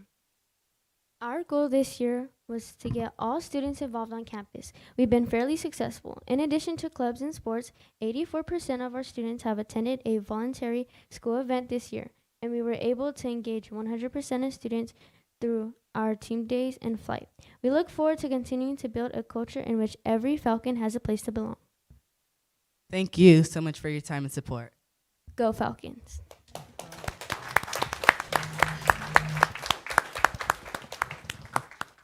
Board Member Mendoza.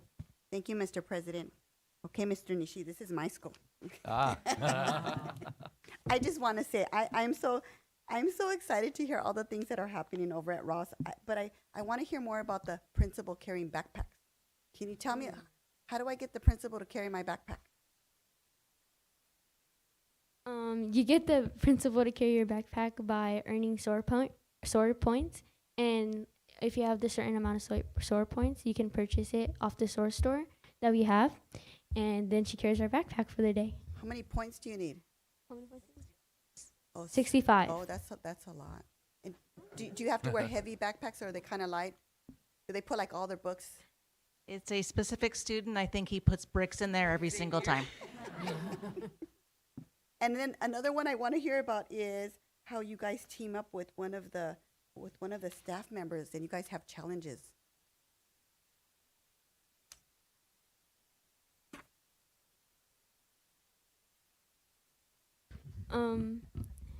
We collaborate with like by doing like team days, and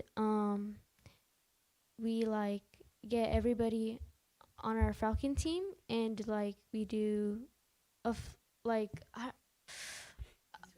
it's like, yeah, I think Ryan's best describing it. So basically we have 4 Falcon teams, like we separate them, like dividing them in the whole entire school, where we have like our field days are like where we have activities like games and challenges that the team has to do in order to win.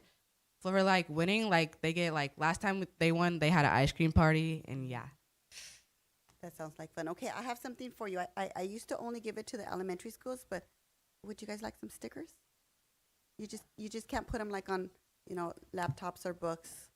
You can tear them up. Thank you guys. Thank you guys for coming, and thank you so much for staying. I know it's been a long meeting, so thank you for staying and being patient. We appreciate that you guys come and share.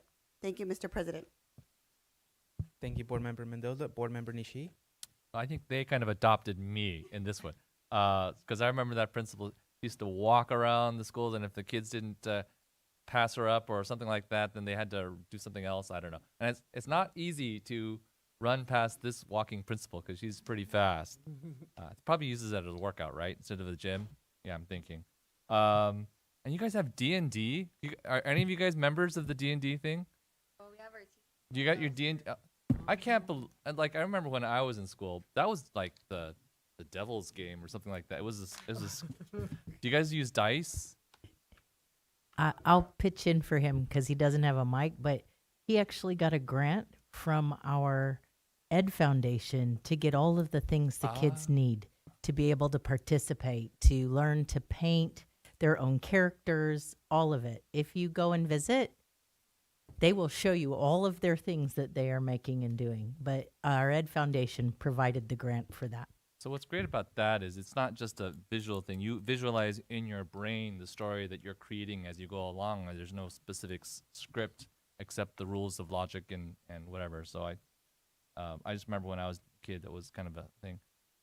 Do you guys still do the JPL thing or? Okay. Because I remember they also had that, and you guys had like these watches for, like, I don't know, for pedometers or some sort of exercise thing. They're called heart rate monitors. Okay, yeah. Anyway, they were kind of cool. They're doing a lot of good stuff. They just mentioned this is just the tip of the iceberg. So if kids want to go to Ross, yeah, this is the place to go to. All right, that's been my comments. Sorry. Thank you, Board Member Nishi. Board Member Yu. Thank you, President Noyola. I just noticed the Vice President, Ryan, you memorized the whole script. I was very impressed. I was watching, wow. And I noticed that your school, you guys all really prepared. I could tell the principal and the staff and the rest of, the president and the secretary, you guys all really prepared well. You did a fantastic job. But Ryan, particularly, how did you memorize everything? Well, me and my family in the front, we always practice like the lines together. And then I practice in front of my ASB classmates. And yeah. Fantastic. You're very gifted. You're going to go a long ways with speech and, influencing, best of luck to you and your family. Thank you so much. Thank you.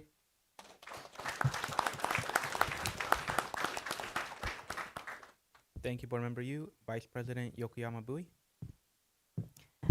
Thank you. Great job, Ross, ASB. And along with you all doing so great in your presentation, I was impressed by Ryan fact-checking Board Member Nishii on that vocab word. So thank you for that.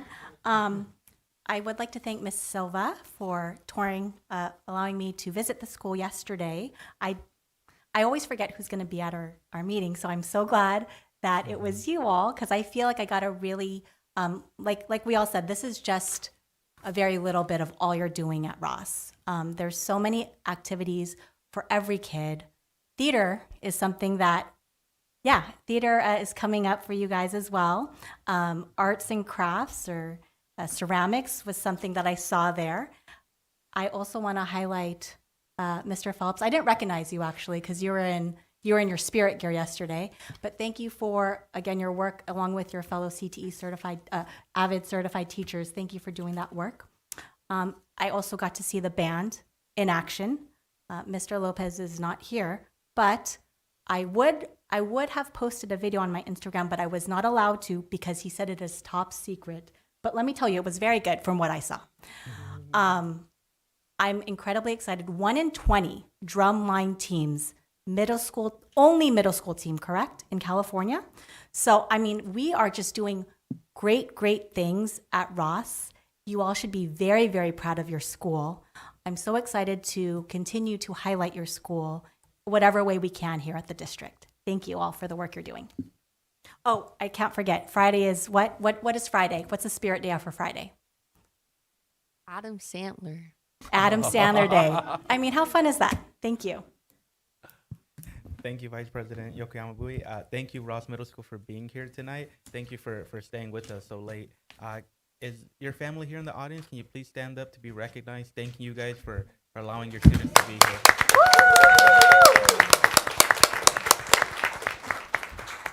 Thank you. We really appreciate your students and the leadership that they have here at Ross.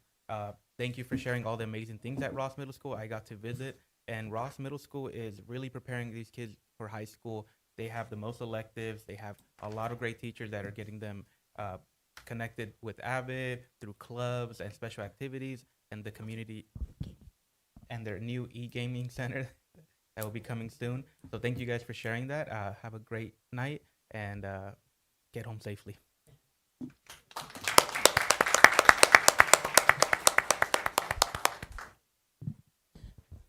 We will now hear from our student board representative of Artisia High School.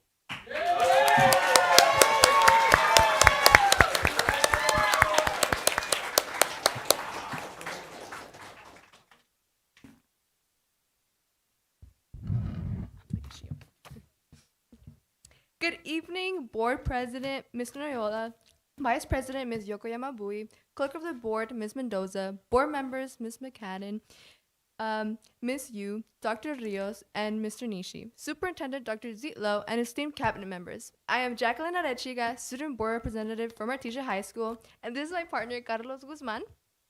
We are proud to represent the students of Artesia High School this evening while we present the Spring 2026 School Report, with the focus being on college preparations, award ceremonies, and spring semester school-wide events. So we want to thank and recognize our ASB and Renaissance groups that are here today. We really appreciate you being here. Thank you so much.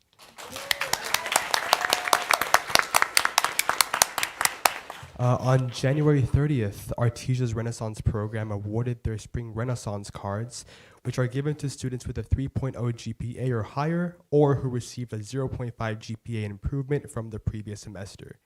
And these students are given monthly incentives, raffle prizes, and homeroom rallies. And almost 700 students at Artesia High School received a Renaissance card this semester. Wow. In February, we had a Valentine's Spirit Week from February 10th through the 13th, where students participated in themed days such as Lovesick and Love is Their Superpower.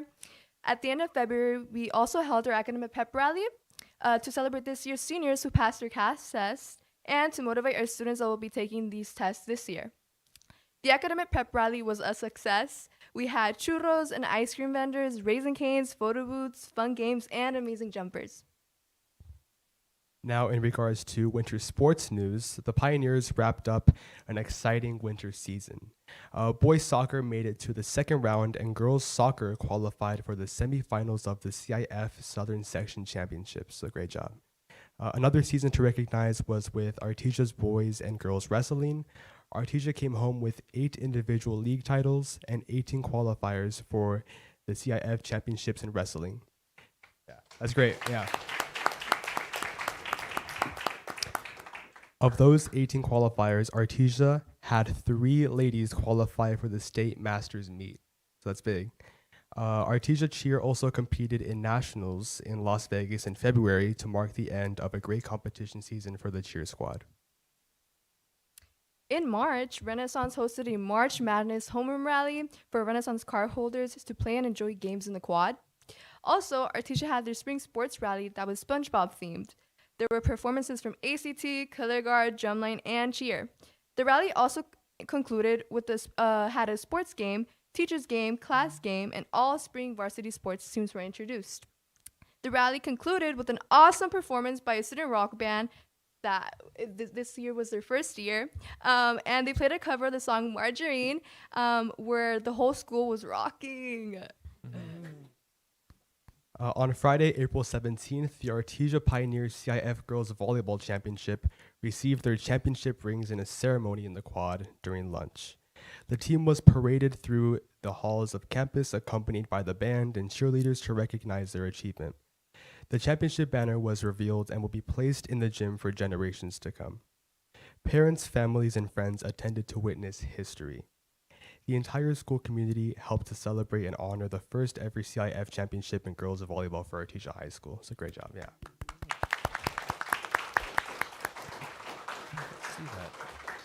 This upcoming Saturday, April 25th, the junior class is hosting prom at Springfield Mansion in Fullerton. Our prom theme is Gatsby Gala, based on the novel by F. Scott Fitzgerald. Our juniors and seniors are going to be able to enjoy a night filled with games, caricature artists, photographers, and a dance floor.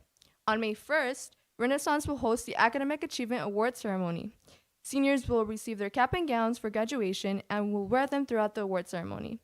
This year, we will honor over 250 students on their academic achievements in their various subjects. We will be entertained by performances from our very own Artisia High School band, drumline, and more.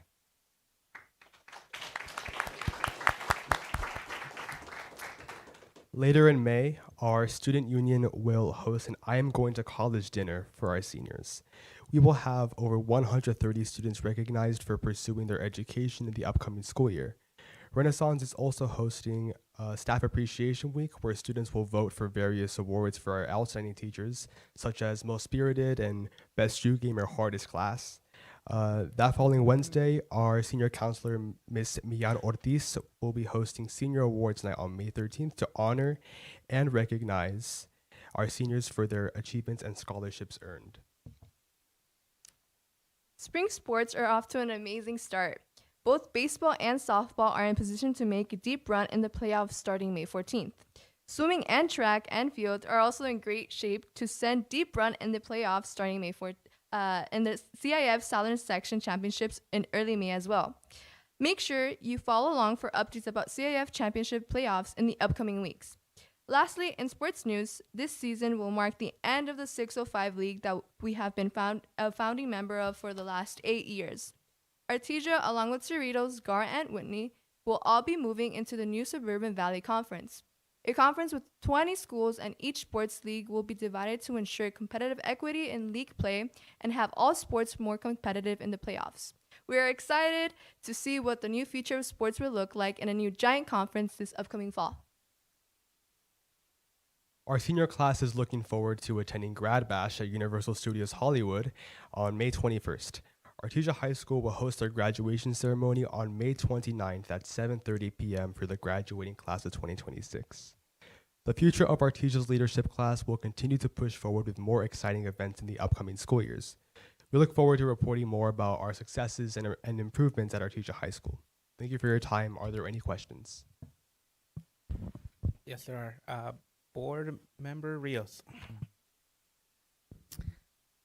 Well, I am so happy that we saved the best for last because Artisia is my school board member, and she and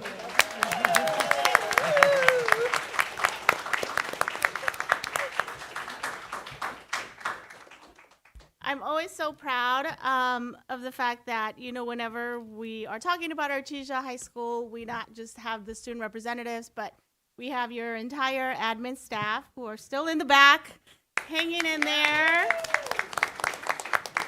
And today, I want to acknowledge that we have the student body. This is your Renaissance group or your, tell us who's in the audience today with you. So yeah, we have both our Renaissance. If you're in Renaissance, raise your hand. Yeah! Represent. And raise your hand if you're a part of ASB. So yeah.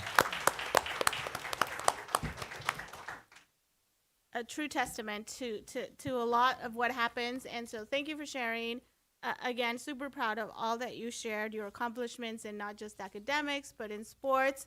And of course, the culture and climate, which goes a long way in students really having a positive experience at their school. And I am super excited that today I got the invitation for the I'm Going to College and that the word dinner was added back on. Yay! Thank you.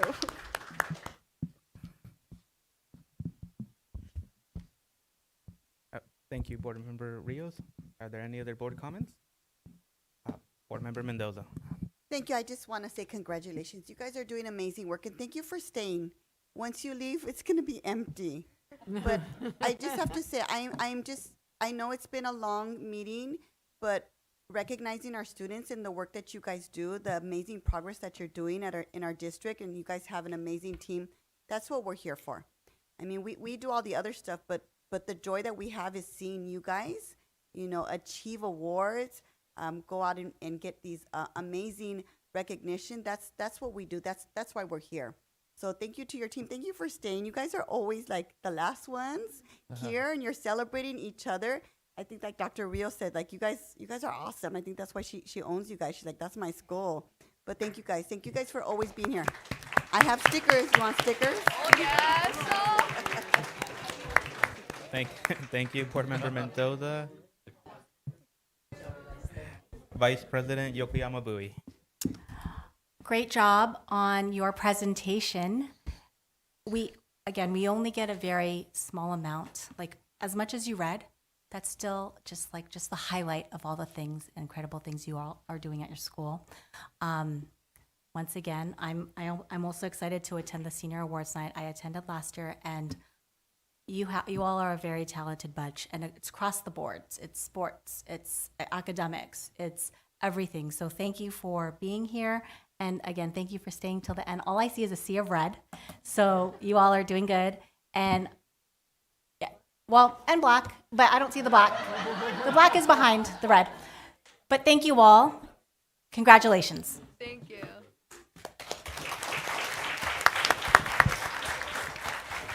Thank you, Vice President. Board Member McCann. Great presentation, and I'm impressed with your 700 students that have a 3.0 or above GPA. That's great. I'm looking forward to attending your Academic Achievement Awards ceremony. Lots of things going on at Artisia High School. Thank you.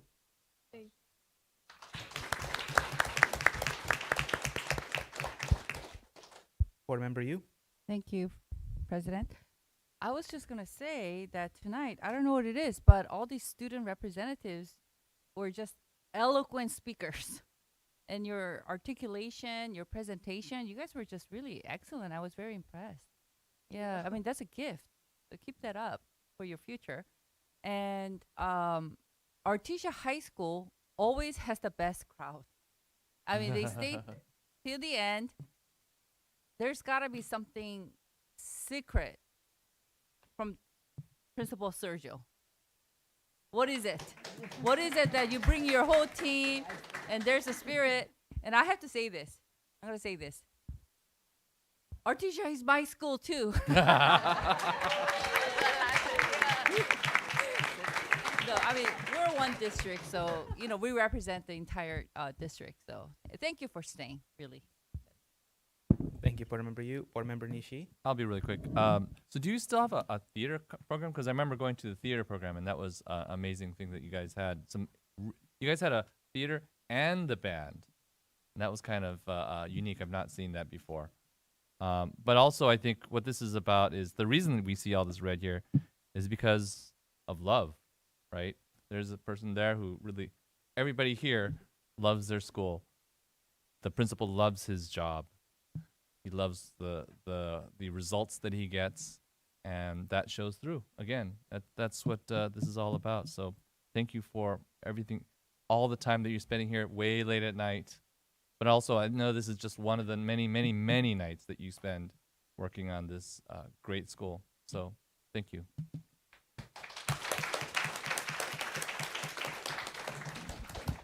Thank you, Board Member Nishi. Thank you guys for being here tonight. I already know you guys are involved in so many things. I see jazz band, I see marching band on your guys' Leathermans.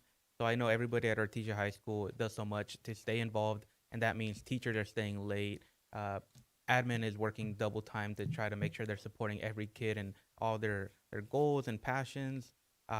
Is there any parents here tonight of these students? One? Yeah, of course.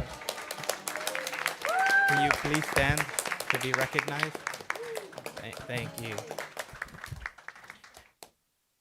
Thank you guys for being here. Parent involvement is still very much important at the high school level. You know, you guys are still our kids.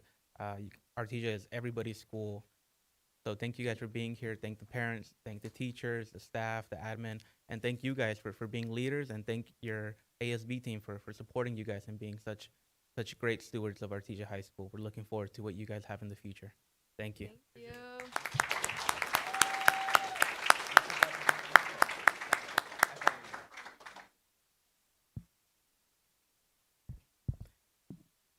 We will now have my board report.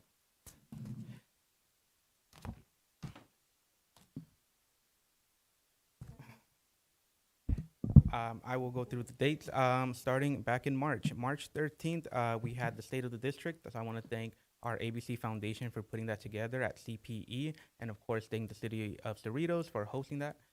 It was a great turnout. It was the largest State of the District. I want to thank Dr. Zilo for giving an amazing presentation.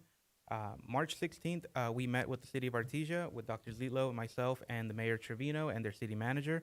We discussed consolidation. We discussed the 7-Eleven committee and a lot of updates. They shared their partnership and open door policy with us. So I want to thank the City of Artesia. March 24th, we had a meeting with Cerritos, the City of Cerritos, Mayor Yokoyama, and their city manager. I want to thank Ms. Jean McCatton, and the rest of our board, Vice President Yokoyama Bui, and Mr. Nishi. It was a full room, and we discussed everything happening at the district. The City of Cerritos offered their support when it comes to traffic, drop-off, and any other ways that they can support our kids. They're always a great partner. March 25th, I attended the Hawaiian Garden City Council to give them an update around their local schools and at the district. March 26th, I attended Ferguson's open house. March 27th, Palms Career Day with Vice President Yokoyama Bui. I want to thank Lakewood Mayor Cassandra Chase for being there, talking about what it means to be city council member, her story, and a little bit details about herself. So I want to thank them. And at Palms, March 30th was a district jazz band. They were amazing performances from middle school all the way through high school. We have very, very talented kids here at ABC, and we have very talented drama teachers, band instructors, and just overall everybody supports these kids, and they're extremely talented. March 31st, our Willy Wonka life program. They had an amazing performance from elementary to high school, where kids did an amazing job, and it was such a great performance. So I want to thank Cerritos High School for hosting that. It was the first ever performance through the life program, so that was amazing. And later on that evening, I attended Hawaiian Elementary's open house. April 1st, Melbourne's open house. I want to thank Principal Santos for showing me around the classroom, seeing some of their upgrades happening through Measure BB and the future projects to come. April 2nd, I got to see the Hawaiian Elementary track team practice, and then after that, I attended the Artesia High School track meet for the 605 League tournament, where Cerritos, Whitney were competing with Oxford and some of our other schools in the area. and Cerritos and Artisia did very, very well, taking first in many races. April 8th was the mayor transition for the city of Cerritos. I want to thank my colleagues who attended. It was a great event to congratulate Mayor Yokoyama on his amazing year. So, of course, the city of Cerritos is always a partner in educational achievement and student success. April 14th, I attended Melbourne's day, a preview day where they invited the Aloha students to come take a look at Melbourne, the students that will be attending Melbourne in the future. I want to thank Melbourne, their MHPs, Principal Santos for creating a full day experience where they got to preview what it means to be a Mustang, and of course, what they will bring themselves from Aloha. So that was a great day with Melbourne. April 15th, we had a meeting with Norwalk. I want to thank Board Member McCann for joining us. We met with Mayor Perez and City Manager Gomez, where they talked about supporting us. Although the city of Norwalk is not in our school district, we have about 1,300 students from the community. Oh, sorry. Okay. We serve, yes, correct. We serve a part of it. We still serve over 1,300 students from the city of Norwalk, and they are very, very open to supporting us and giving us that opportunity to collaborate and working with them to continue this partnership. April 16th, I attended Aloha Open House where the entire community came out. I think every parent and every student was at that open house.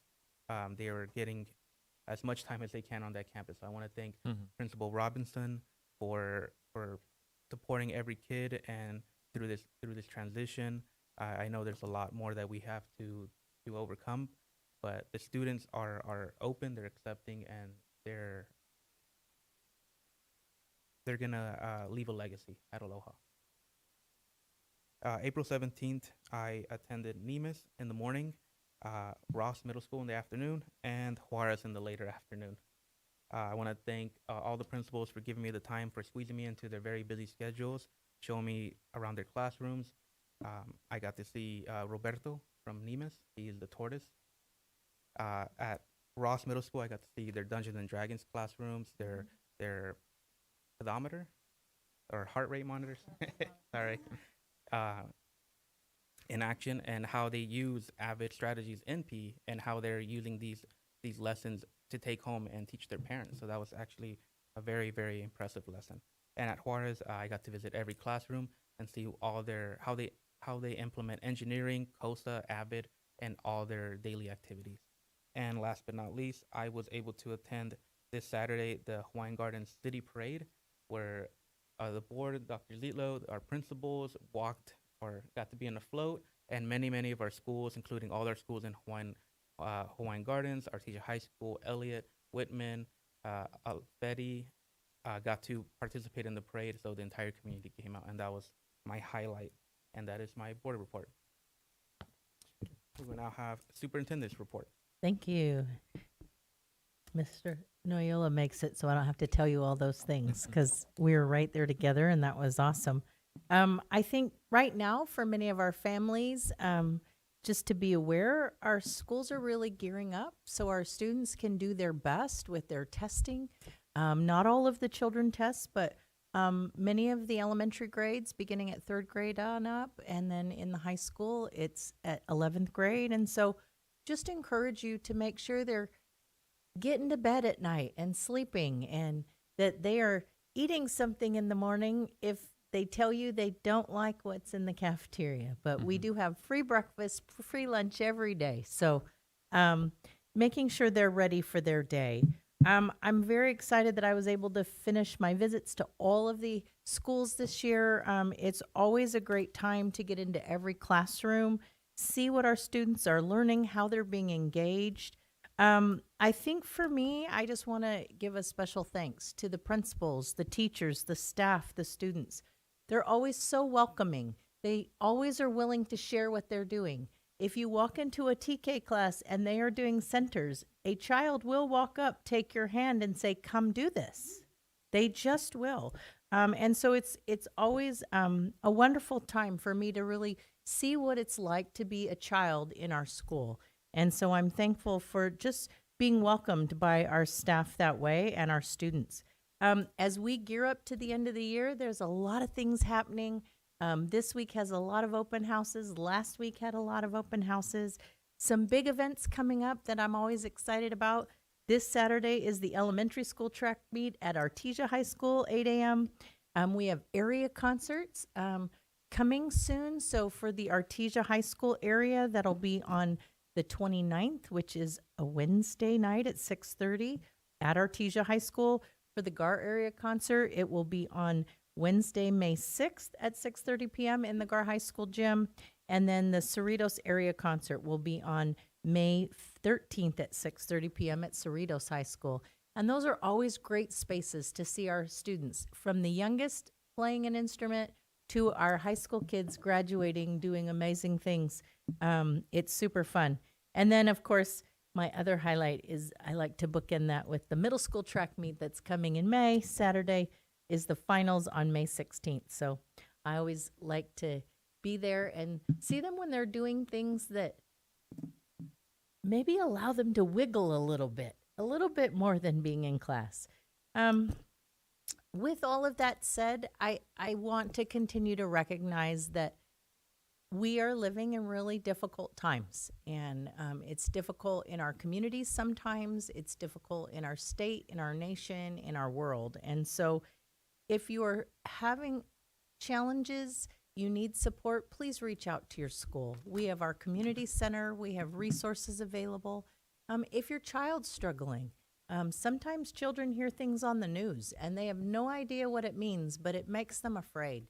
Please let us know. We have mental health professionals that can support if you as a family need support.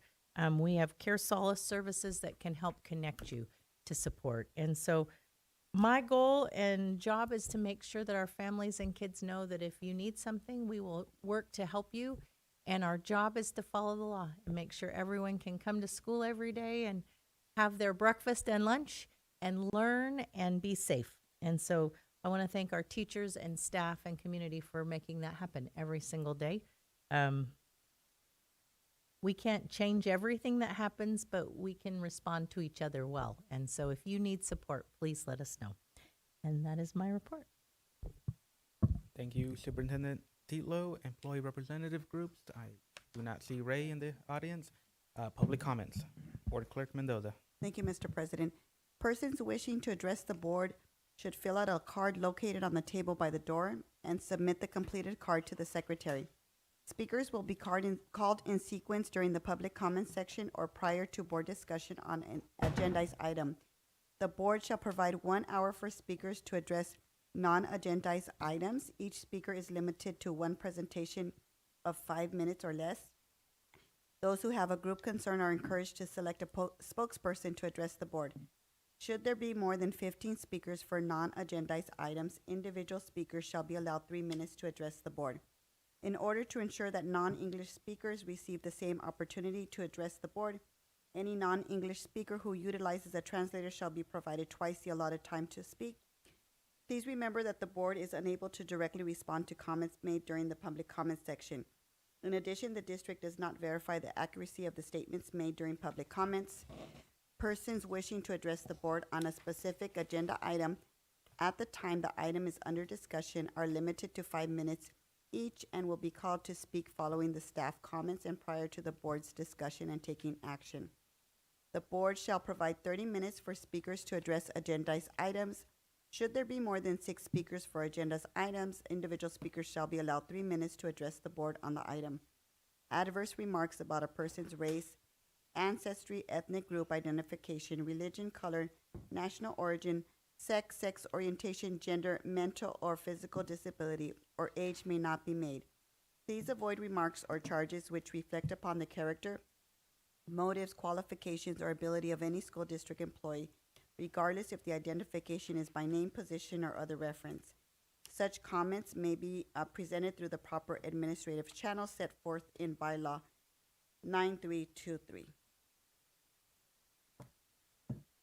We have no speakers. Thank you, Board Clerk Mendoza. Moving into the consent calendar, may I have a motion to approve the consent calendar? Tatiana motions. Thank you. Is there anyone who wishes to remove an item to be considered separately?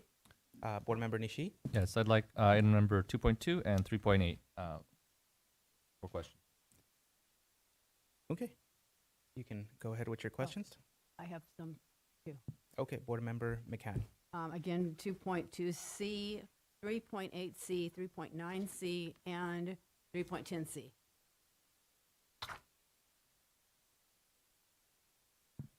Okay. So I'll ask questions on 2.2C. Regarding the substitutes, so I see we're increasing the contract by almost 30% roughly.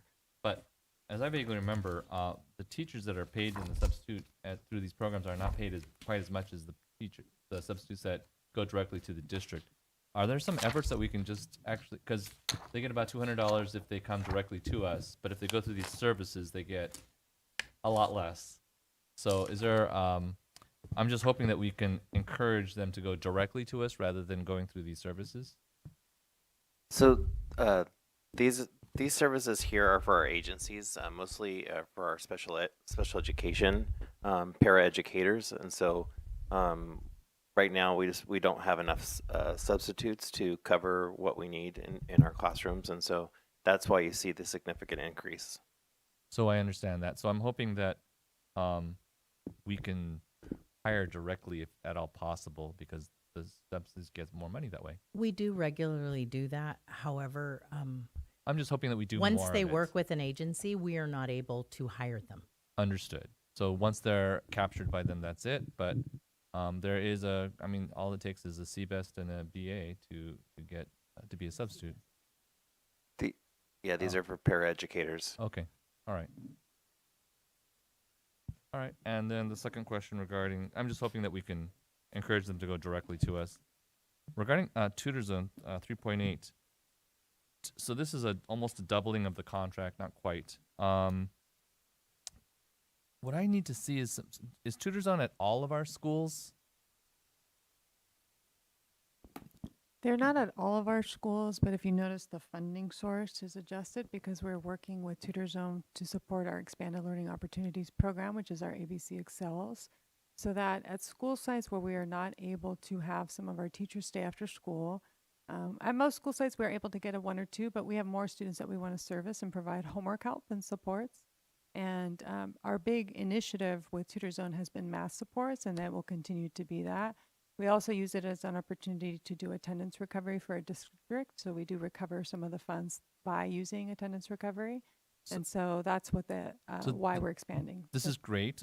It's doubling though. And so I wanted to I'd like to be able to see on here that Tutor Zone is tutoring specific kids, right? And so if those kids are increasing in scores, I would love to see if we had a metric to show, aha, Tutor Zone is so effective. Our scores with Tutor Zone has gone up like 5%, 2%, by whatever metric that we want to put. So that way I can say, oh yeah, we should double this contract because we're getting results. We're getting something that we can't get from teachers. We're getting something that teachers are doing something different, so they have different challenges. But I would just like to have a metric, a number to say, yes, we need to double this contract because the scores that we've gotten for the first $330,000 is a lot better. So if we could track them, maybe you're not tracking them now, but if we track them for the future, that would be great. We are tracking them. I can provide you that information in board updates. We have seen growth with a good percentage of our students. A point of clarification, though, this is not to replace any teachers. This is to enhance and add to that. Understood. Usually, Tutor Zone is complemented by a teacher supervisor who kind of guides what the programming should look like. And again, we put this contract, but it doesn't mean we fill the contract all the way because it depends on, this is projecting for next year. And so we are making sure that we have enough tutors in our contract to be able to supplement when we don't have enough teachers who would like to stay after school to support the teachers. So it may be less than this, but I do have that data and I can provide that to you. And so that's why I want to, so we're increasing it by a substantial amount, and there's going to be people who we're cutting on the other end of our budget, right? And so I have to show for myself, like if it was in the report saying, oh, Tutor Zone's increased our math by whatever percentage numbers, that would really help in terms of justifying the increase. And I know they don't replace our teachers, so you can't replace teachers, but if we could prove that by doubling this, we expect scores to go higher, that would make it a lot more comfortable for me to say, when a voter comes to me and says, hey, what are we doing? Why are we cutting these people, but we're expanding these people? I want to be able to say, because. Right, but this is not replace. So again, I know just it's to not reiterate replacing, that, it's not replacing but people are going anybody. to make that association. then- They're going to say, hey, you got rid of XYZ person, and However- I'll have to justify it. Yeah, we can't use these funds for regular employee pay. These funds are designated for these types of things where we're Right. providing tutoring and support for kids. But we have to be effective with these funds. Correct. So if you have these Right. numbers for the public to see, not just for me as a board member to see, but for the public to see, yes, this is an effective use of $200,000, I'll be like, this is great. Another point, Mr. Nishi, which thank you, I appreciate that comment, and we'll make sure to add more data, is that the part of the reason why we have to increase the contract is we've had such a surge in ABC Excels. So in other words, our enrollment went up in our after-school programming. So we had less students before earlier in the year, and now we have more students. Therefore, we have to hire more people to cover the supports of those students that have now increased. So that's part of the explanation as well, as an increase in enrollment in our after-school program, because it's a free program for our UDP students, and students and families are seeing that there's a lot of supports, things like Tutor Zone included in making sure that those families stay in our after-school programs till 6. Okay, great. So if you put that in here, and I'm sure it's in here somewhere, but the increased number of students requires us to do this. That way I can, again, same thing. Thank you. All right. Thank you. I'm going to Mr. make this Nishi. really quick because I know everybody's tired. Okay, back to 2.2. Dr. Frazier, are we short of subs still? It's just that you mentioned special ed, but is that subs in all areas? I don't believe that we're short on teacher subs. I think this is specific to paraeducators. I think that's where we're having the most need in terms of lack of substitutes. So it's classified. Correct. Oh, okay. Because I know you have been extremely busy placing teachers at new schools this spring. Right. And if we need to hire more subs to make the district run more smoothly, I would encourage that. But This if that agency was- does cover certificated substitutes as well, but that's not what we're using it for. Okay. Primarily. Okay, perfect, thank you. On 3.8C, which again is the tutor zone, congratulations on having more students being involved. Can you give me how many students are actually getting tutored, round figure? Or get back to me with that? No, I have some information to provide. I mean, in our ABC Excels program, we're getting pretty close to the 5,000 student mark, so that's a huge number. We've been tracking data on specific students that are participating in tutoring, because remember, some students are with their teachers. It just depends on the school site and what the needs are. And so the amount of students is approximately 1,500 students that we've been tracking data from the beginning of the year that stayed consistent with the tutoring program. So I'd love to see, like Mr. Nishi said, a little bit of data on that and how they're doing. And then on 3.9C, the contract with Catherine Casey Spengler, I've listened to her before, and on the science of reading, I really like her. Just how many teachers are going to be receiving training approximately? Give me 1 second, I have the number. I'm just flipping to my page.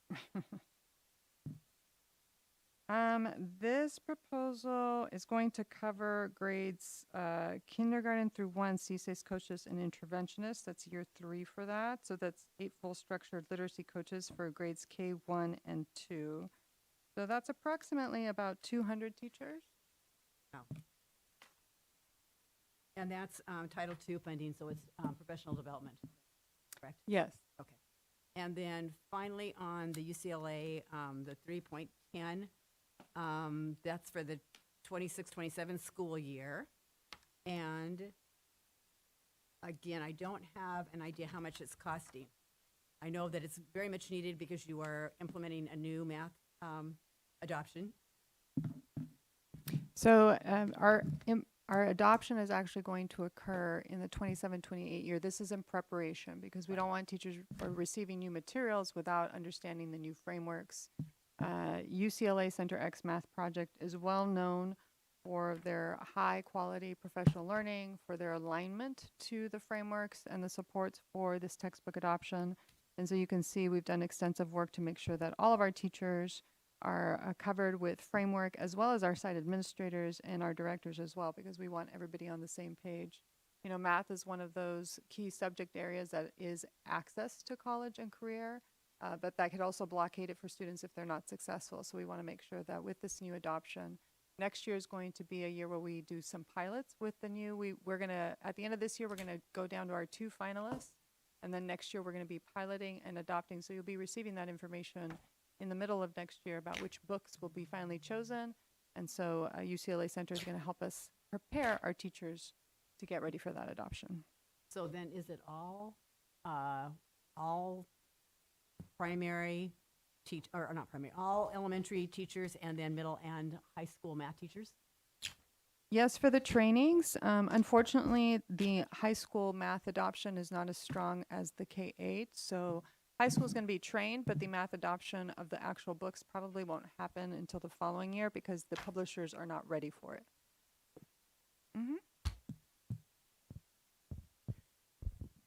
Vice President Yokoyama? Dr. Castro, I do have an additional question on 3.8C regarding tutor zone. This indicates an amendment of contract. I thought it was for the school year 2025-2026, but I think you mentioned that it would be for the upcoming school year. No, that's a correction on my part. I misspoke on that. That's why I said it's actually about the increase in enrollment of students, because that's what happened. We went into this year projecting a certain amount, but then because we had an increase in enrollment, that's why we need to make an amendment to the contract. And I just want to clarify, the ABC Excels is for the after-school kiddos that need maybe additional hours to stay at school, right? After school, ABC Excels is for all students. It's free for our UDP students. So any students can access it. It's for free for any students who are English learners, low income, foster, homeless youth. But we have a fee for other students who want to stay after school. So it's been expanding and growing year over year as families are starting to realize the high quality of after school program instead of having to pay for other sites to take care of their students. And so that's why we have more services with tutoring. Is this different from the outside after-school partners we use, such as AYA, or there was another one, I think YMCA, that we utilized before? Is that different, or is Excels like purely hired by ABC? Excels is a combination of that. So remember that ABC Excels is the big blanket for all of our after-school programs. We partner with, for example, like you mentioned, AYA, so that they can help us coordinate all the components required by the state of California, which includes enrichment, physical activity, nutrition, as well as academics. So they do a large portion of this already, but just like we add additional enrichments, like we've added speech and debate, we've added cooking, we've added other things, other consultants to come in to support what AYA already offers. That's what we're doing here with tutoring. We are adding this in. And I think like at past meetings or reviews, we have expressed that we do want to offer those opportunities to students who would want it, but either don't have the ability to access it. Could you also in your update provide the schools that where we currently utilize Tutor Zone? Sure. Because I do know at some schools the teachers they do have the capacity to be able to help after school. But if we could at least have a list of the schools where we're needing that additional help. And just to follow up, we do ask the teachers, right? We do ask the teachers at the site, hey, can you help? And that's just not there. Right. You know, obviously we do it for hourly pay, additional pay, but some of our teachers, they also have their own children, other activities, they may be involved in other things. Or maybe they can do it, but they can only support certain days a week. So we work with our teachers. We try to be flexible with their schedules and add this as a supplement to that. Okay. And as you indicated before, this budget is only for ELOP. So we could not potentially use it for anything else outside of the Excels program? It has to be for activities that are happening during the after-school program only. Thank you. Thank you, Vice President. Board Member Mendoza. Thank you, Mr. President. I think I was just gonna echo my colleagues here that I think just making sure we let our teachers know that there's an opportunity for them to earn supplemental income. Yes. Yeah, I think because I know we would have some concerns like, why isn't this money going towards our staff? I understand. I'm a teacher. I'm tired at the end of the day. But sometimes there are some teachers who might be at the end of their career. They want to get that supplemental to bump up their retirement income, or you're a new teacher who's, wants to get in some additional funding. So I think maybe just a partnership with our schools to let teachers know, because sometimes we don't know, or sometimes we forget that opportunity is there. So I echo my colleagues. Thank you, Mr. President. Thank you, Board Member Mendoza. Board Member Yu. Thank you, President. So, for the before and after school program, so the $500,000 roughly, that's for the tutor zone, serving 5,000 students. Approximately, yeah. So that's like only $100 per head per student. It's $100 per hour per class. So it depends how many classes we implement. Yeah, that's what's that note under cost, $100 per hour per class. Overall, I mean, it's good that we are using the fund to provide before and after school tutoring and helping with homework and so forth. But I'm just wondering if, especially for math, there are programs like Kumon and ENOP, and just those are like private programs that have been successful. And if you kind of survey the high school students who are very strong in math, many of them went through those programs. And I wonder if we can kind of look into this program.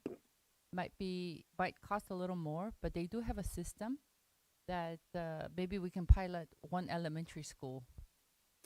So to your request, we have piloted and we have worked with other tutoring programs. I think one of the challenges we have with many of the other tutoring programs, they require a minimum of 4 hours. And so the contract would be much higher. One of the reasons why we continue to work with Tutor Zone is a lot of flexibility. Sometimes at one school we only need an hour. At other schools we need 2. So we've looked at local agencies, including some local companies within Cerritos that the board has recommended. We looked at larger companies. And so part of the challenge is they also have to pay their employees and make it worth for their employees to come to our campus. Tutor Zone seems to make it work. They're a local company, and so they've been working with us for a long time, and they are much more flexible in that, that they will be flexible with our schedules and with the number of hours that we're asking. So that's one of the biggest factors is we have a large program, so they have to have enough staff. We want to make sure they're well-trained people, and we also want to make sure that they're flexible with the hours, because I've worked with companies that require 4 hours, and that would mean we'd be dipping into our school day funds, right? Because there's no way we're going to do 4 hours after school tutoring. So.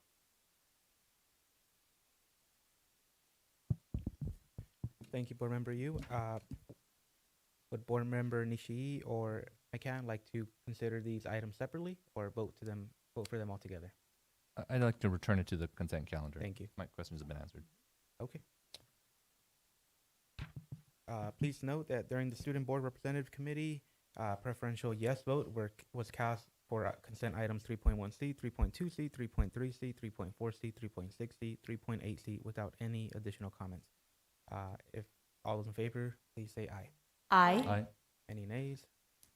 Motion passes 7-0. Action items. May I have a motion to approve revised board policy exhibit 5145.6, parental notifications? Tatiana motions. Dr. Frazier. Thank you, Mr. President. Tonight we're bringing forward board policy 5145.6, parental notifications. These are our annual notifications that go out to parents to inform them of all things. And some of you that are parents are on the board understand, whether it's internet usage policies, rules and regulations that we set forth with our schools. And so we were just updating this based on the latest CSB sample policy.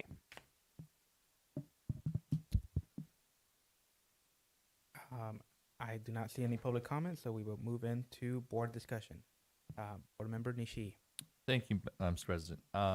Page 99, 1, 2, 3, 4, 5, fifth one down. I just want to confirm Chief Administrative Officer has never gotten a request for anybody that qualifies under that particular section.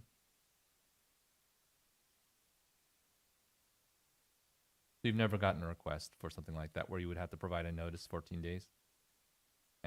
And it's unlikely that you ever will. Yeah, this provision is here in case it is someone's parent. But typically, we've not had a parent, if they fell in that category, try to volunteer. Thank you. Hopefully we never need to use that one. All right, seeing no other board discussion, may all in favor please say aye. Aye. Motion passes 7-0.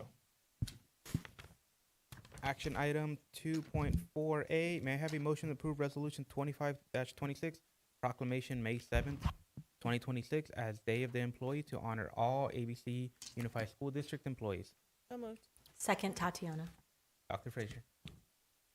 Thank you, Mr. President. Tonight we are bringing forward and adopting resolutions 25-26, Day of the Employee.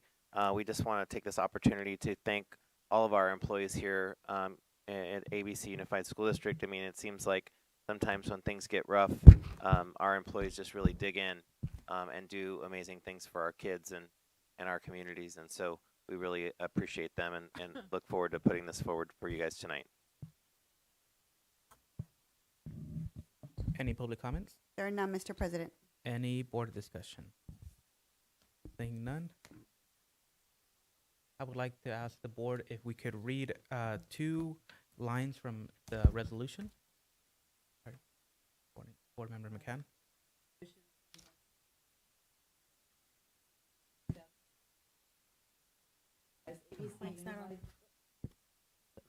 Want me to start again, or am I okay? Keep on Starting. Day of the Employee. Whereas May 7th, 2026 has been designated as ABC Unified School District Day of the Employee, and whereas Day of the Employee is defined to include all teachers, classified support staff, certificated and classified administrators, and confidential employees, and whereas the state of California has designated May 1st, 2026 as School Principal Day, and whereas the state of California has designated May 1st, 2026 as School Lunch Hero Day, and Whereas the state of California has designated May 5th, 2026 as Day of the Teacher, and whereas the state of California has designated May 6th, 2026 as School Nurse Day, and Whereas the state of California has designated May 17 through the 23rd, 2026 as Week of the Classified Employee, and whereas the purpose of these special days is to recognize all employees throughout the state for their dedication to the education of students, and whereas all members of the district demonstrate a spirit of excellence, pride through their actions and productivity, and whereas the Board of Education is proud of the professional teaching staff that maintains effective school and programs within a collaborative planning of curriculum staff development for the purpose of instructional improvement in the ABC Unified School District, and whereas school principals are educational visionaries, instructional leaders, assessment experts, adept communicators, budget analysts, faculty or facility managers, and special programs administrators entrusted with our most valuable resources, our students, and Whereas school nurses contribute every day to the health and learning of our students, and whereas classified employees work cooperatively with teachers and other certificated personnel to create and maintain an atmosphere conducive to learning, and Whereas other certificated and classified administrators provide leadership and support for the educational program, and whereas confidential employees perform and assist in the performance of many critical functions, and Whereas all employees in ABC deserve recognition for the skills and knowledge they bring to the students in the district, and whereas the Board of Education recognizes and appreciates the value of all employees. Therefore, be it resolved that May 7, 2026 be proclaimed Day of the Employee in the ABC Unified School District, and, Be it go ahead. oh, no, go ahead. Be Be- it further. I'm sorry. Go to two. Be it further resolved that the schools and district departments implement appropriate activities to recognize all their employees on this day, approved and adopted this 21st day of April 2026 by the Board of Education of the ABC Unified School District. Thank you. Can I have all in favor, please say aye. Aye. Motion passes 7-0.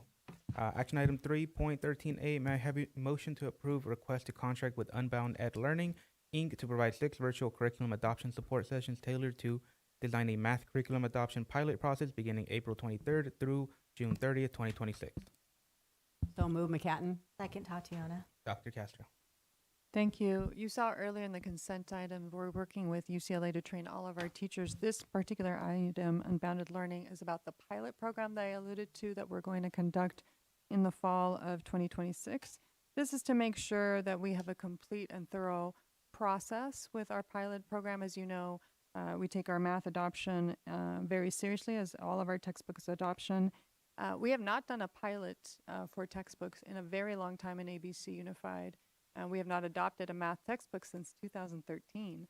So that's why we want to make sure we're doing all of our due diligence to ensure this is an accurate process with specialists in the field who handle these type of situations regularly across the state of California. Thank you, Dr. Castro. Are there any public comments? There are none, Mr. President. Is there any board discussion? Seeing none, all in favor, please say aye. Aye. Motion passes 7-0. And can I have a motion to extend the meeting? Midnight? I would like to go longer because we always feel like we're being rushed to meet the deadline. So can we say midnight, and then if not, we don't have to go that long? Yeah, midnight's fine. So moved. Hopefully not. Second, Tatiana. All in favor, please say aye. Aye. Aye. The meeting has been extended to 12 a.m. Action item 3.14A, may I have a motion to approve request to enter to healthcare support staff externship training agreement with CVS Pharmacy, Inc. to provide pharmacy technician externship opportunities to career and technical education CTE high school students beginning in the summer of 2026. So move, McCatton. Second, Tatiana. Dr. Castro. Again, as you know, we are trying to expand CTE internship opportunities for our students, and this is just another effort to expand that for approximately 120 hours of experience for 20 Artisia High School students. Thank you, Dr. Castro. Any public comments? There are none, Mr. President. Any board discussion? Seeing none, please note that during the Student Board Representative Committee, a preferential yes vote was cast for action item 3.14A without any additional comments. All in favor, please say aye. Aye. Motion passes 7-0. Action item 3.15A, may I have a motion to approve results, request to submit an application with the California Department of Education for middle school foundation academics planning grant due April 28, 2026. Tatiana motions. Second. Mendoza. Dr. Castro. Thank you. As you know, we are doing everything possible to continue to bring revenue into our district. So this is going to help bring in up to approximately $25,000 to support college and career programming for our middle school students. Thank you. Any public comments? There are none, Mr. President. Any board discussion? Seeing none, all in favor, please say aye. Aye. Motion passes 7-0. Action item 3.16A, may I have a motion to approve request to submit an application to the California Department of Education for Learning Communities for School Success Program for the 2026-2027 school year. Move approval, McCatton. Second, Tatiana. Dr. Castro. Thank you again. This is another effort to increase revenue up to $865,000 to support LCAP Goal 2, student connectedness. This is specifically strategically aligned to help support chronic absenteeism, attendance, as well as alternatives to suspension and ensuring that our students receive behavior interventions before any kind of disciplinary action is taken. Thank you. Any public comments? There are none, Mr. President. Board discussion, Board Member Nishi. Really quick. So, do we have a grants coordinator that looks through all these and does that? Yes? Me and my team. Oh, okay. Yeah. That's you. We don't Okay. we don't have like an actual position. It just depends on who has the information. Myself, we look through, all of the proposals that come out from the state. A big thank you to our CT coordinator, Edwin Vasquez, who's also, because he works a lot with grants, he's also in the know, and so he sends a lot of those our way and helps to support these. Okay, because I vaguely remember, I thought in the past we had some position like that, but maybe it just got folded into something else. Anyway, that's good. Thank you. Thank you, Board Member Nishi. Board Member Dr. Rios. Yeah, along the same lines, a lot of these issues are problems of people, and so I like to see this money being used or invested in people to solve them. We continuously hear about behavior being an issue for our teachers, so it may be in the form of people supporting training and just support. Yeah, very excited to see this put over. Thank you. Thank you, Board Member Dr. Rios. Any other board discussion? Seeing none, all in favor, please say aye. Aye. Aye. Motion passes 7-0. Action item 3.17A, may I have a motion to approve request to accept grant funding from Los Angeles County Office of Education, support by the Kaiser Permanente Southern California Fund for charitable contributions to expand health and wellness initiatives in ABC Unified School Districts through June 2027. So move, McCatton. Second, Tatiana. Dr. Castro. Thank you. This is an exciting opportunity. Often we talk about the connectedness for our students. This is connectedness for both certificated and classified staff. This initiative is focused on providing wellness spaces, activities, and a culture of gratitude among our staff across campuses. We will be working with a LACO coordinator to design activities such as paint and tea nights, or different activities such as that, to make sure that our staff wellness is also promoted across our different school sites. Thank you, Dr. Castro. Any public comments? There are none, Mr. President. Any board discussion? Board Member Rios. Something else that we keep hearing about in our schools or among our staff is the need for taking care of the adults. So I'm very excited to see this. I think wellness spaces will go a long way. And, we know that when we have regulated and adults that, are in a good mental state and well-being, feel appreciated, feel taken care of, then they go on and do their job accordingly. So very happy to see this. And can you talk about how the partnership with Kaiser, do they fund this, or how does it work?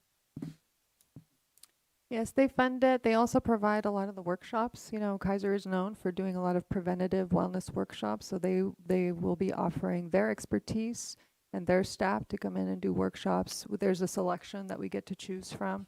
That's in addition to the $8,000, so we don't need to pay anything for that. That's part of just participating with them. And then they will look at the requirements to apply to become an America's Healthiest School awardee, and Kaiser will work with us because they're very interested in making sure that we increase the wellness of our community. And so they'll work with us at looking at those requirements to see how we can work with schools to possibly achieve that award in the near future. Now, are these services in person or they're virtual? In person. Oh, fantastic. Thank you. Thank you, Board Member Rios. Board Member Mendoza. Thank you, Mr. President. I just want to thank staff for the last two action items in this one, bringing in revenue. I know a lot of times we have a cost, so it's nice to see the district receiving some revenue. So thank you for doing the work. And I know it's continuous work, right? Because you have to, show that we're using the funds appropriately. So thank you for that. Thank you, Board Member Mendoza. And does this initiative extend to board members? We will invite you to one of our events. Thank you. Yes, and I just want to echo what Dr. Rios said. Self-care is very important. The same thing that the challenges that our families and students are facing do not also affect our staff. So we want to make sure that we're supporting them in every way possible. So thank you. With that, all in favor, please say aye. Aye. Aye. Motion passes 7-0. Action item 4.5A, may I have a motion to accept gift report 25-08 totaling $54,970.33. So move, Mendoza. Second, McCatton. Mr. Nguyen. Thank you so much. We are recommending the board to accept the gift report with gratitude in the amount of $54,970 for the month of for for this last month. That showed the support from the community to support our school, and we want to thank them. Thank you, Mr. Nguyen. Any public comments? There are none, Mr. President. Any board discussion? Board Member Mendoza. Thank you, Mr. President. I just want to thank staff for always putting this as an action item because I want to make sure that we recognize our community that is donating to our schools to help support student learning. Thank you, Mr. President. Thank you, Board Member Mendoza. Any other board discussion? Seeing none, please note that during the Student Board Representative Committee meeting, a preferential yes vote was cast for action item 4.5A without any additional comments. All in favor, please say aye. Aye. Aye. Motion passes 7-0. Action item 4.6A, may I have a motion to approve bid ABC 1690 Willow Elementary modernization to Archicol Design Build Inc. as the lowest responsive and responsible bidder. Move approval, McCatton. Second, Mendoza. Mr. Nguyen.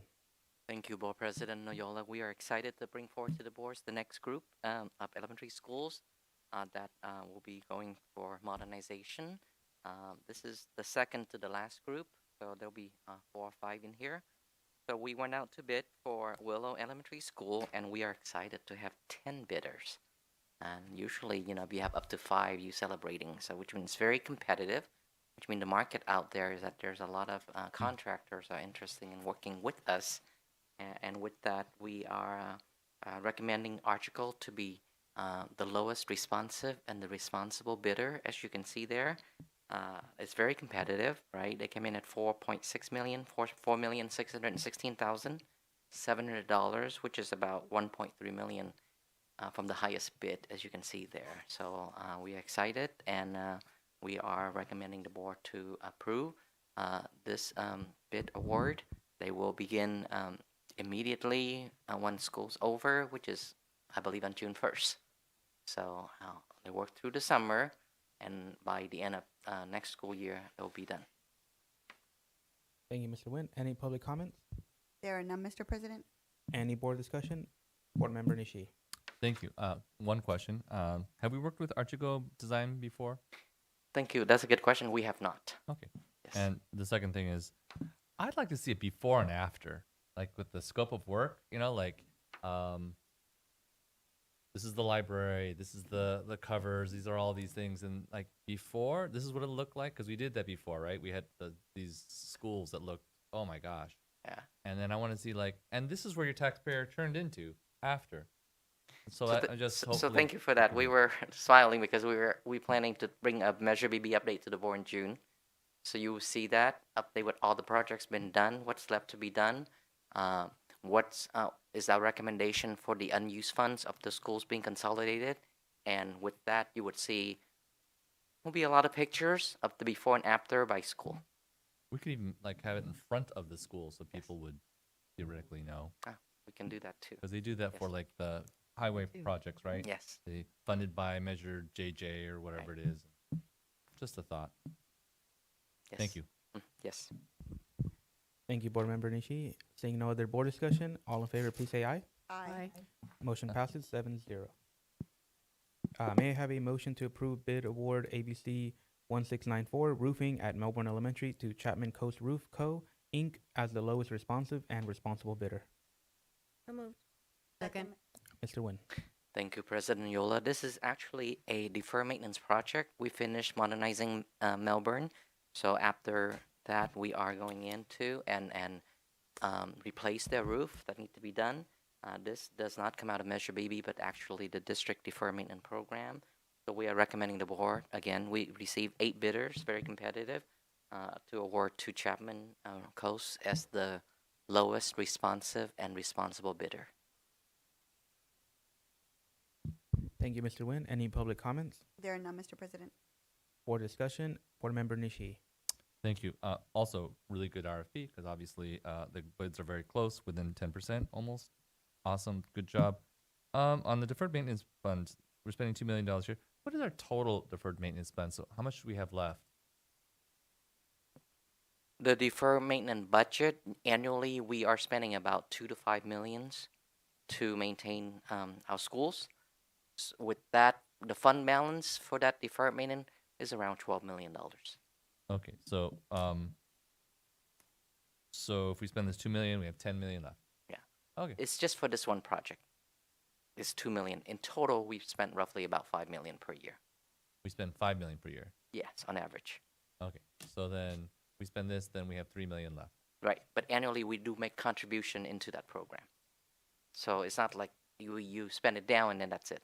Annually, we do transfer money from the general fund into the department to support. So the theory, the hope is that it keep ongoing. It's ongoing deferred maintenance. No, I get that. About But 5 I mean, million, like we yes. we spend about $5 million every year as the time goes, right? Or no? On average. Some On year we average. spent less. Some year we spent more. Some years but more, yeah. some years less. But Yes. in tough times, it's probably less, and good Correct. time probably a little bit more. Correct. But out of the 5, so we've spent 2 of the 5. So we have 3 million kind of, sort of, Correct. for this fiscal year, however you want to measure it. That's left correct. to spend. Yes, Okay, that's thank correct. you. That's not a lot out of a $300 million budget. Correct. Thank you. Thank you, Board Member Nishi. Board Member Mendoza. Thank you, Mr. President. If a community member came and asked why we can't use Measure BB funds and why we're using deferred maintenance fund, what do we tell them? That's a good question. That was actually a commitment back when the voters approved Measure BB. The intent is that Measure BB funds, support by the voters, will be used to modernize and upgrade our schools, right?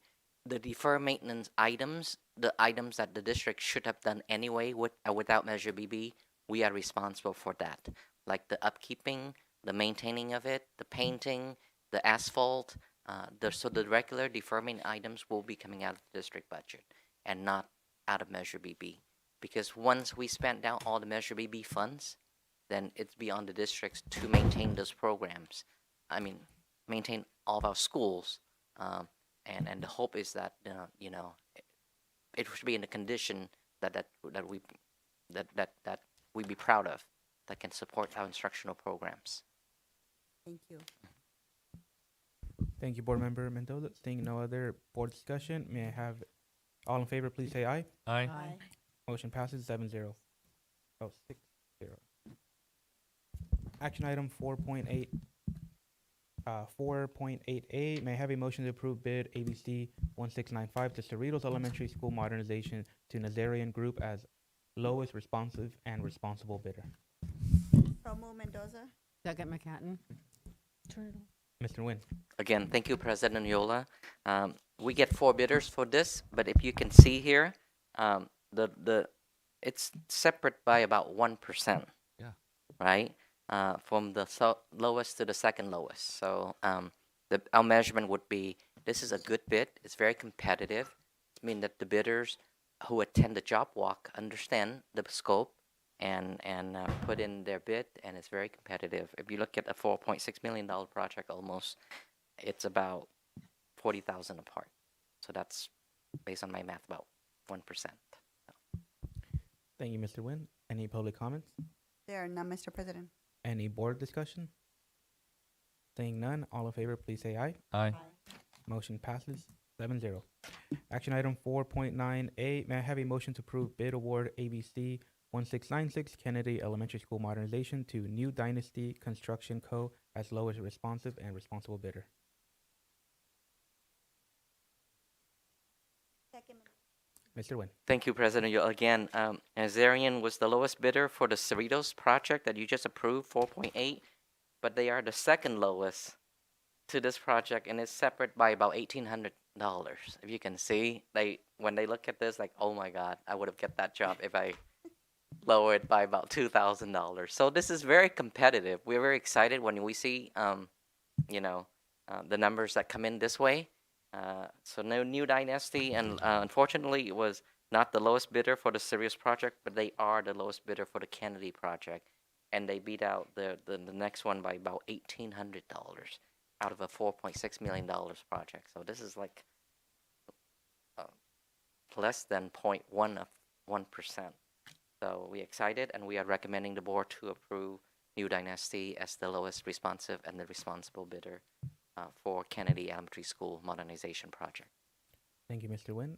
Any public comment? There are none, Mr. President. Any board discussion? Seeing none, all in favor, please say aye. Aye. Motion passes 7-0. Action item 4.10A, may I have a motion to approve bid award ABC 1697 to Burbank Elementary School modernization to New Dynasty Construction Co. As the lowest responsive and responsible bidder. Again, very similar to Kennedy. Wait The on your recommendation is to Burbank to do. Sorry. Huh? Need a motion. And a second. So Sorry. move Mendoza. Second. I went way too fast. Mr. Wynn. It's Go not for it. midnight yet. So excited. We still hours away from midnight, so I'll slow down. All right. Again, we are recommending New Dynasty as the lowest responsive and we're excited because if you look at the numbers, they come in very close to one another, and which prove that these contractors seriously look at the scope of the job and sharpen the pencil and submit the bids that they know that they can make it work for them, and also it's also good for the district. So we are recommending the board to approve to award the contract to modernize Burbank Elementary to New Dynasty Construction. Thank you, Mr. Wynn. Any public comments? There are none, Mr. President. Board discussion. Board member Nishi. Thank you. So really quick, looks like New Dynasty won both. Are these these projects going to be concurrent at the same time? Correct. So New Dynasty is going to have the staffing to do Kennedy, and they're going to be able to do staffing for Burbank. How big is Correct. the company? Yeah. So so they have to be able to support that.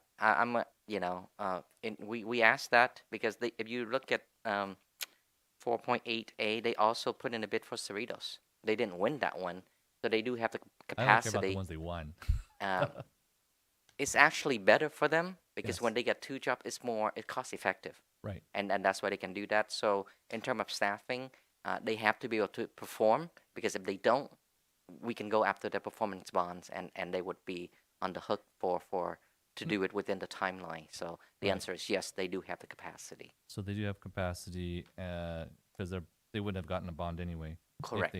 And the bidder bond will cover both of them because probably the same company. Correct. It would be the same surety. So they'll have some economies of scale, hopefully. For sure, with the two. Yes. Okay, thank you. Any other board discussion? Seeing none, all in favor, please say aye. Aye. Aye. Motion passes 7-0. Action item 4.11A, may I have a motion to approve bid award ABC 1698 to Carver Elementary School site work to Spec Construction Co. as lowest responsive and responsible bidder. So move Mendoza. Mr. Wynn? Thank you so much. We finished modernizing Carver Elementary, so this is the next phase is when we start doing what's required by DSA, which is the ADA pathway access for the schools to ensure that we're in compliance with DSA requirement. So the bid is to Spec Construction for $529,000 to do earthwork, to do concrete and asphalt paving to ensure that there's wheelchair access at Carver. Thank you, Mr. Wynn. Any public comments? There are none, Mr. President. Board discussion. Board member Nishi. Sorry. The lowest bid here is 529. Do we require a performance bond on that low amount? Yes.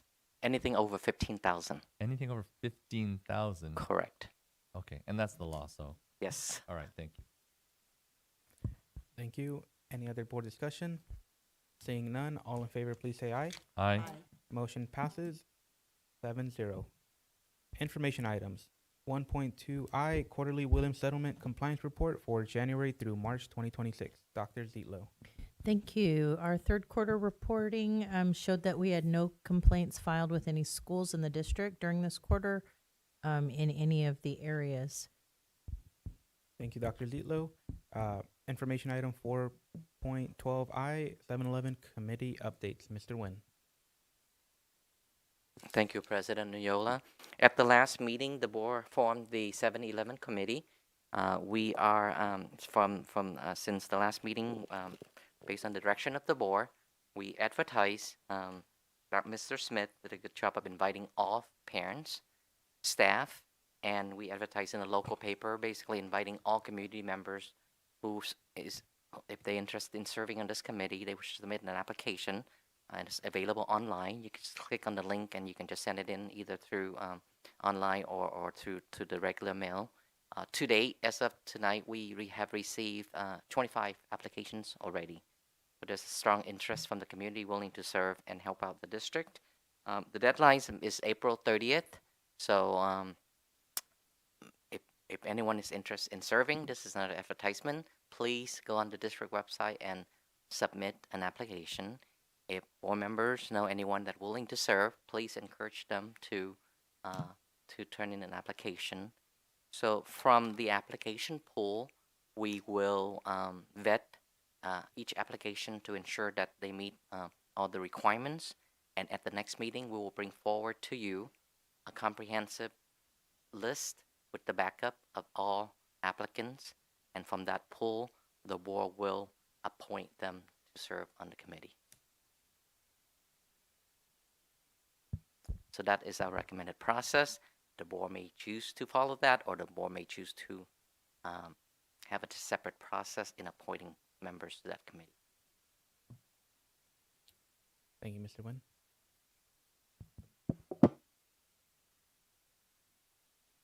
Okay. Any board comments or questions?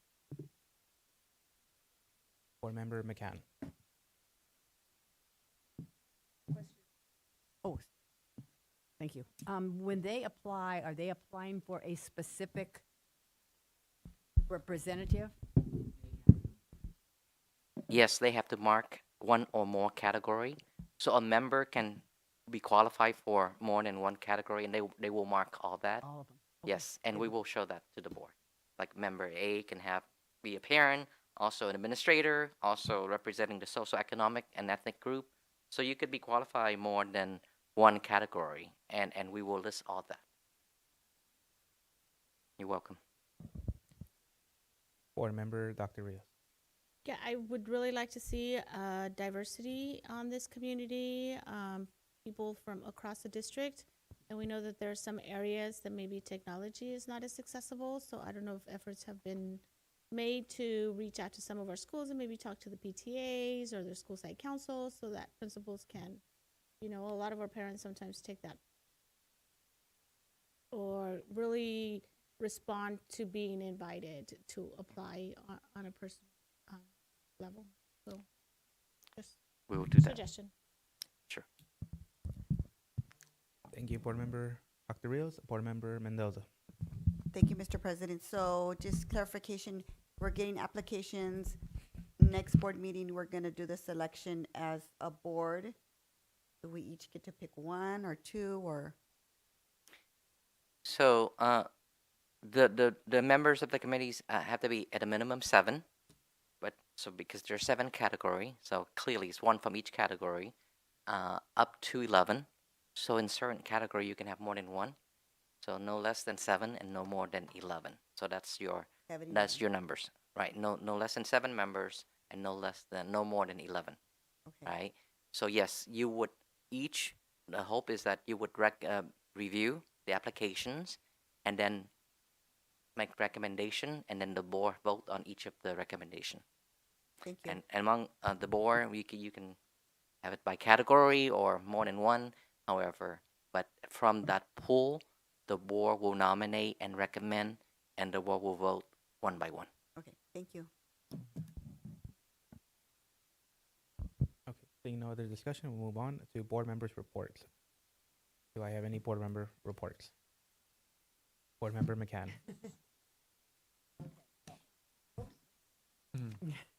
Okay, I've been to a lot of things, but it is late, and I'm going to just highlight 2. So last week I got to visit the maintenance department, and got to, the highlight of that was there is a building there that was a theater that was in Artesia someplace, and my mother and father-in-law were very much involved with drama, and so I have a feeling that they actually acted in that theater, but I need to know more about the history. So it's interesting that it got moved from some other location in Artesia. And it was really nice to see all the different aspects of the maintenance department, the buses, all the facilities. I learned a lot that day. And then the second highlight was on Monday at 8 o'clock, I went to the adult school and spent a couple hours there and just seeing all the classes that they offer, all the way from glass to ESL to the GED. I mean, just all the things that they offer there is just amazing. So those are my two highlights. Thank you, Board Member McCann. Board Member Rios. Thank you, Ernie. Board Member Nishi. Okay, so I want to highlight two events that I attended. One was the reception for outgoing Frank Yokoyama. It was an honor to work with him. I've always appreciated how much of an ally he is to our district and is always ready to support our schools and our students. So I thank him again for a great year as mayor. The second thing is the parade for Hawaiian Gardens. It was one of my favorite events ever. We even got to be on a float. But the reason I enjoyed it is because it brings the community out, and you saw kids, you saw families, multi-generations coming out to celebrate. And I know that a lot of them were our students. So thank you to the City of Hawaiian Gardens for putting on such an event. The last thing that I want to highlight is the LAXTA meeting, the LA County School Trustee Association. I'm the representative, and I attended the meeting yesterday, and it was very informative. Want to highlight one of the presentations, which was on the campaign that CSBA is putting out, which is SOS for Student Achievement. We keep talking about the achievement gap. It was highlighted in two of our districts. We can't do this. There is a way for, zip code or the socioeconomic background of a child to not determine their academic success. And so, they highlighted this idea that, kids get one chance at school, and that we as a state, as a school district, as board members, have to really deliver on the idea that we are going to provide a quality education and have that proven with positive outcomes. I invite all of you to attend the next LAXTA event or one of the meetings where they're going to elect new officers, which is going to be on May 18th. It will be at LACO. There usually is a reception, so maybe we can send out the newsletter again. I know we probably all get it, but it does highlight the details. And I will end with that. Thank you. Thank you, Vice President Yokoyama Bui. Thank you, Mr. President. Since we're all whittling down, I'll mention my highlights. This past month, the Leo Elementary Arts Program presented Finding Nemo at the Cerritos High School Brewer Theater. It was, in my memory, the first musical where they actually utilized puppets. So, and I'm not talking about like hand puppets, but they were actual legitimate puppets where they have a pole, and we had to, we rented those, and it was a cost paid for by our LEAP program, but the kids had so much fun. They only had the puppets for about 1 week before performing the show. So it was quite the challenge, but they rose to it. And congrats to Mr. Patrick Sales again on a wonderful performance. I attended the month of March Black Family Circle, where they shared success stories from their academic improvements this past year. Again, Willy Wonka with some of my board members, presented by the Cerritos High School Life Program. I was so inspired by that because the kids were just singing like no one was watching, just like we all should. We should just live life and be happy, and that's what all the kids were doing, and I was so honored to be there. I had the privilege to visit the Kennedy Elementary Head Start classroom before one of my Head Start meetings, so I do want to thank I believe the director, before she left, she was able to send me and take me around the classrooms. They're doing so much good work there. I do want to really focus on improving our TK classrooms and our younger classrooms and making them more engaging for our students, just like some of the model classrooms I believe they visited on the field trip. ABC Film Festival at Harkins Theater, which was very exciting. The kids are so talented. Hopefully next year we'll get way, way, way more attendance. Double, I guess we got double from last year. So maybe next year we'll get double from this year because it was at Harkins. We sold out. Everyone was filling the theaters. It was a great show of what our community is made of. And I do want to also thank Miss Liz Sue, because she's always helping me coordinate, and I'll send her things. And my schedule always changes, but she's always willing to help me.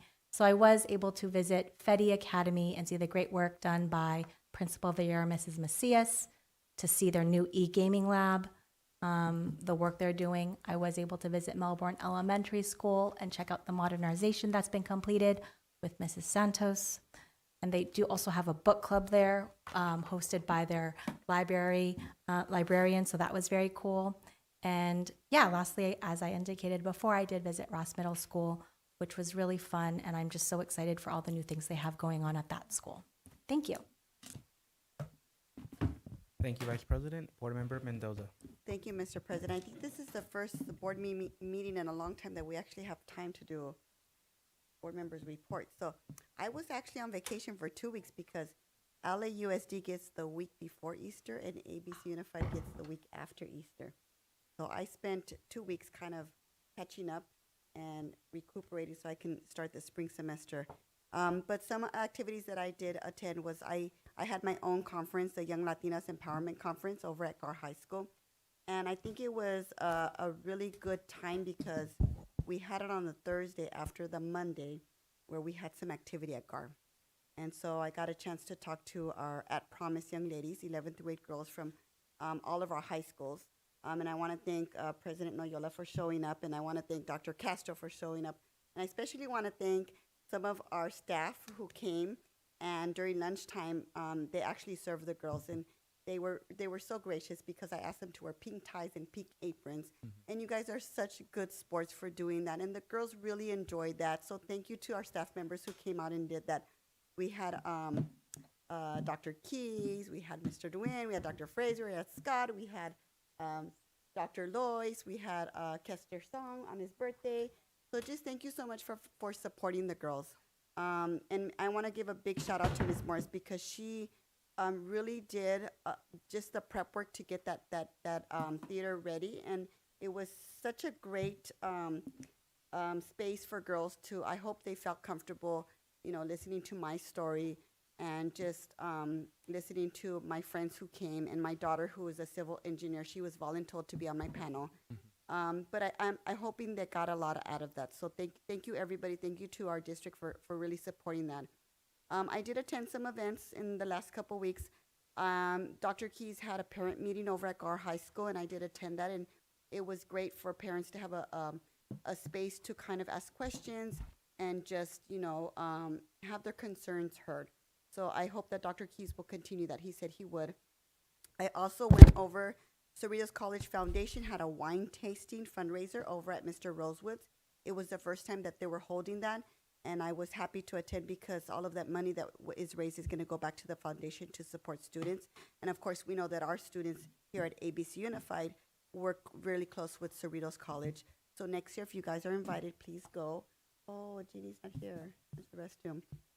It was really nice, really nice. I also attended an event actually yesterday with the Artisia Chamber of Commerce and the Artisia Mayor, Rene Trevino. He was actually doing a grand opening of his business. So it's great to see the community coming together to support him.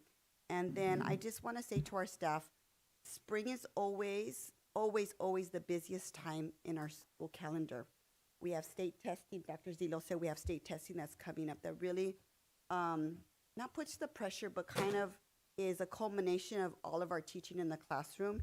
And so I know we really want our students to do good, and I know our staff is really trying to support that. But I know I've gotten like a pile of invitations for all of our activities because it's kind of the end of the school year, culminating, getting all of that wrapped up. And I just have to say, after today's meeting, how incredibly proud I am of our students, how they're excelling, how everything that we do as a board to support our schools, you can see the result today. And I hope to see that continue. And I like to see the progression of our elementary, our middle, and our high school.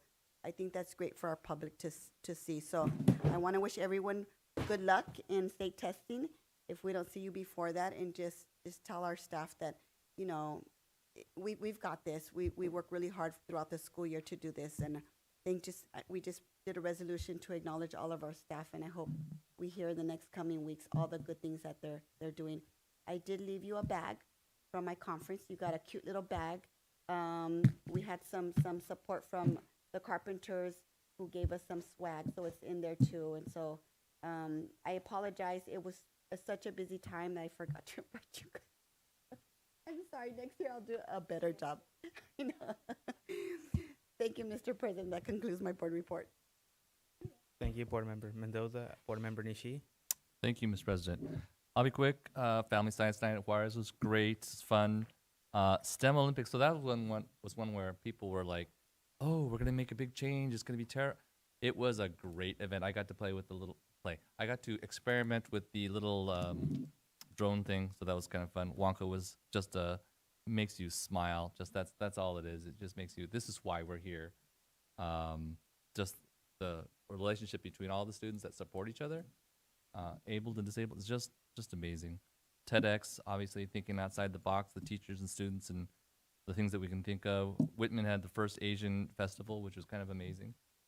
They wanted me to sit there all night. Unfortunately, I couldn't do that because they were looking for the one Japanese person, right? But so I didn't get to do that. Nemo, I got to see a board member, Tatiana Bui, but I didn't really get to see her. She was busy running around, getting all it was a great cast, great, just amazing show. I would totally pay a lot of money to go see that show. Tea with the Trustee, I had to do that, just to get back in touch. You have ways of getting a hold of people, and I need to talk to people, one-on-one, free with the Tea with the Trustee. Film festival is great.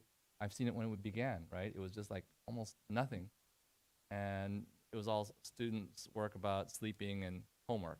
But now it's about all different amazing products, and that's just a function of all of our schools now have these TV studios, which are through the bond, and just amazing things that we're able to do, not just think with these little things. Got to visit with Dr. Rios and Gar and see the amazing work that Halo Turf did for our kids. We have probably the best freshman field ever. So that guy is actually the great grand Hank Greenberg Hall of Famer was one of his great granduncles. Kind of cool. And hopefully he continues to help us out with other things, but it's just thank you to the community for doing that work. Thank you to Quan and his staff for working through all the details on the vacation. I know I've said thank you before on that, but these are things that make me enjoy this job, that we can get these things done for the kids. That's it. That's my report. Thank you, Board Member Nishi. Board Member Yu. Yeah, mine will be shorter.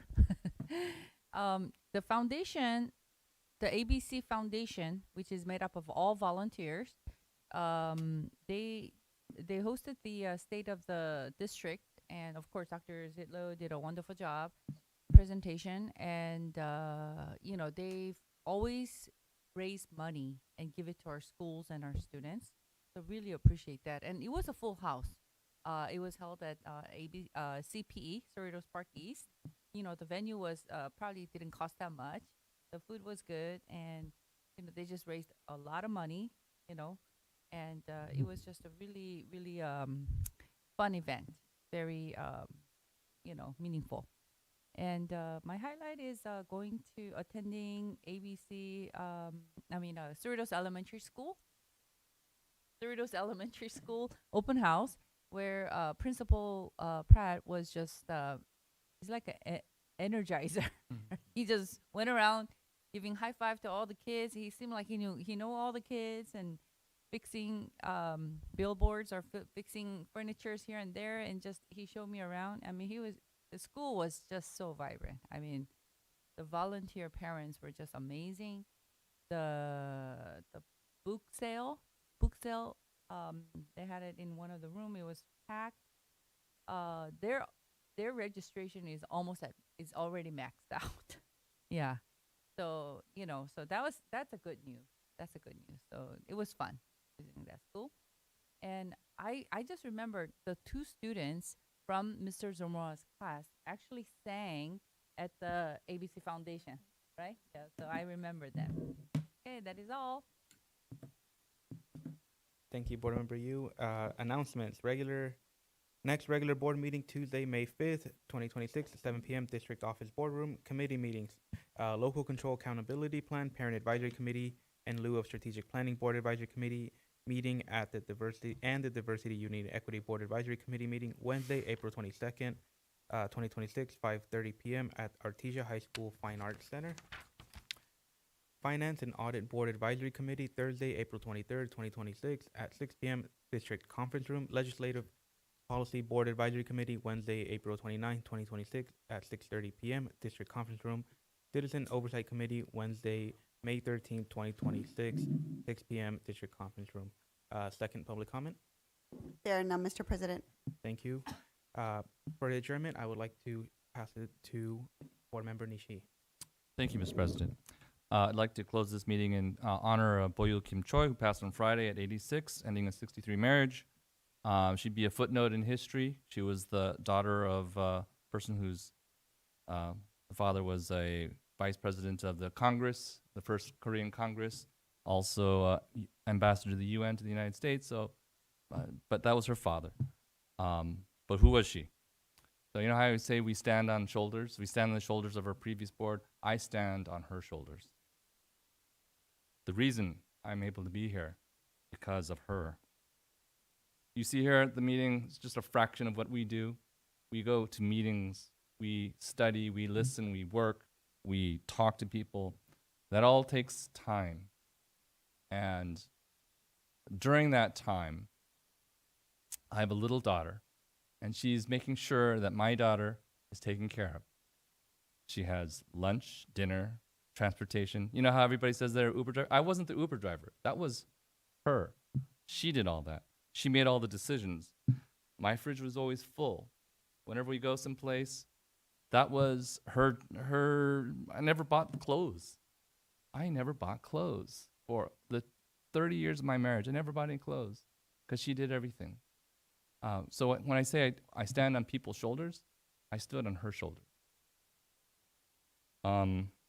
So there is no me without her. So I close the meeting with her because she is part of ABC, because I'm not here. I can't be here if it wasn't for her. So I'm thinking that she's watching over us. That's it. So I ask that we close in her honor because she's a very important person. I would Thank like you. to make that motion. All right. Second. All in favor, please say aye. Motion passes 7-0. Meeting ends at 11:02. Thank you, everybody. Oh my gosh.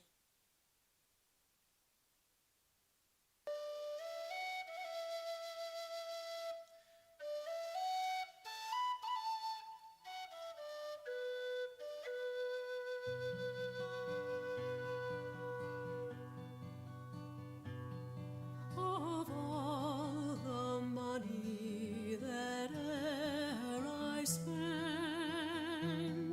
I spent it in good company. And of all the harm that e'er I've done, alas, it was to none but me. And all I've done for want of wit to memory I can't recall. So fill to me the parting glass. Good night and joy be with you all.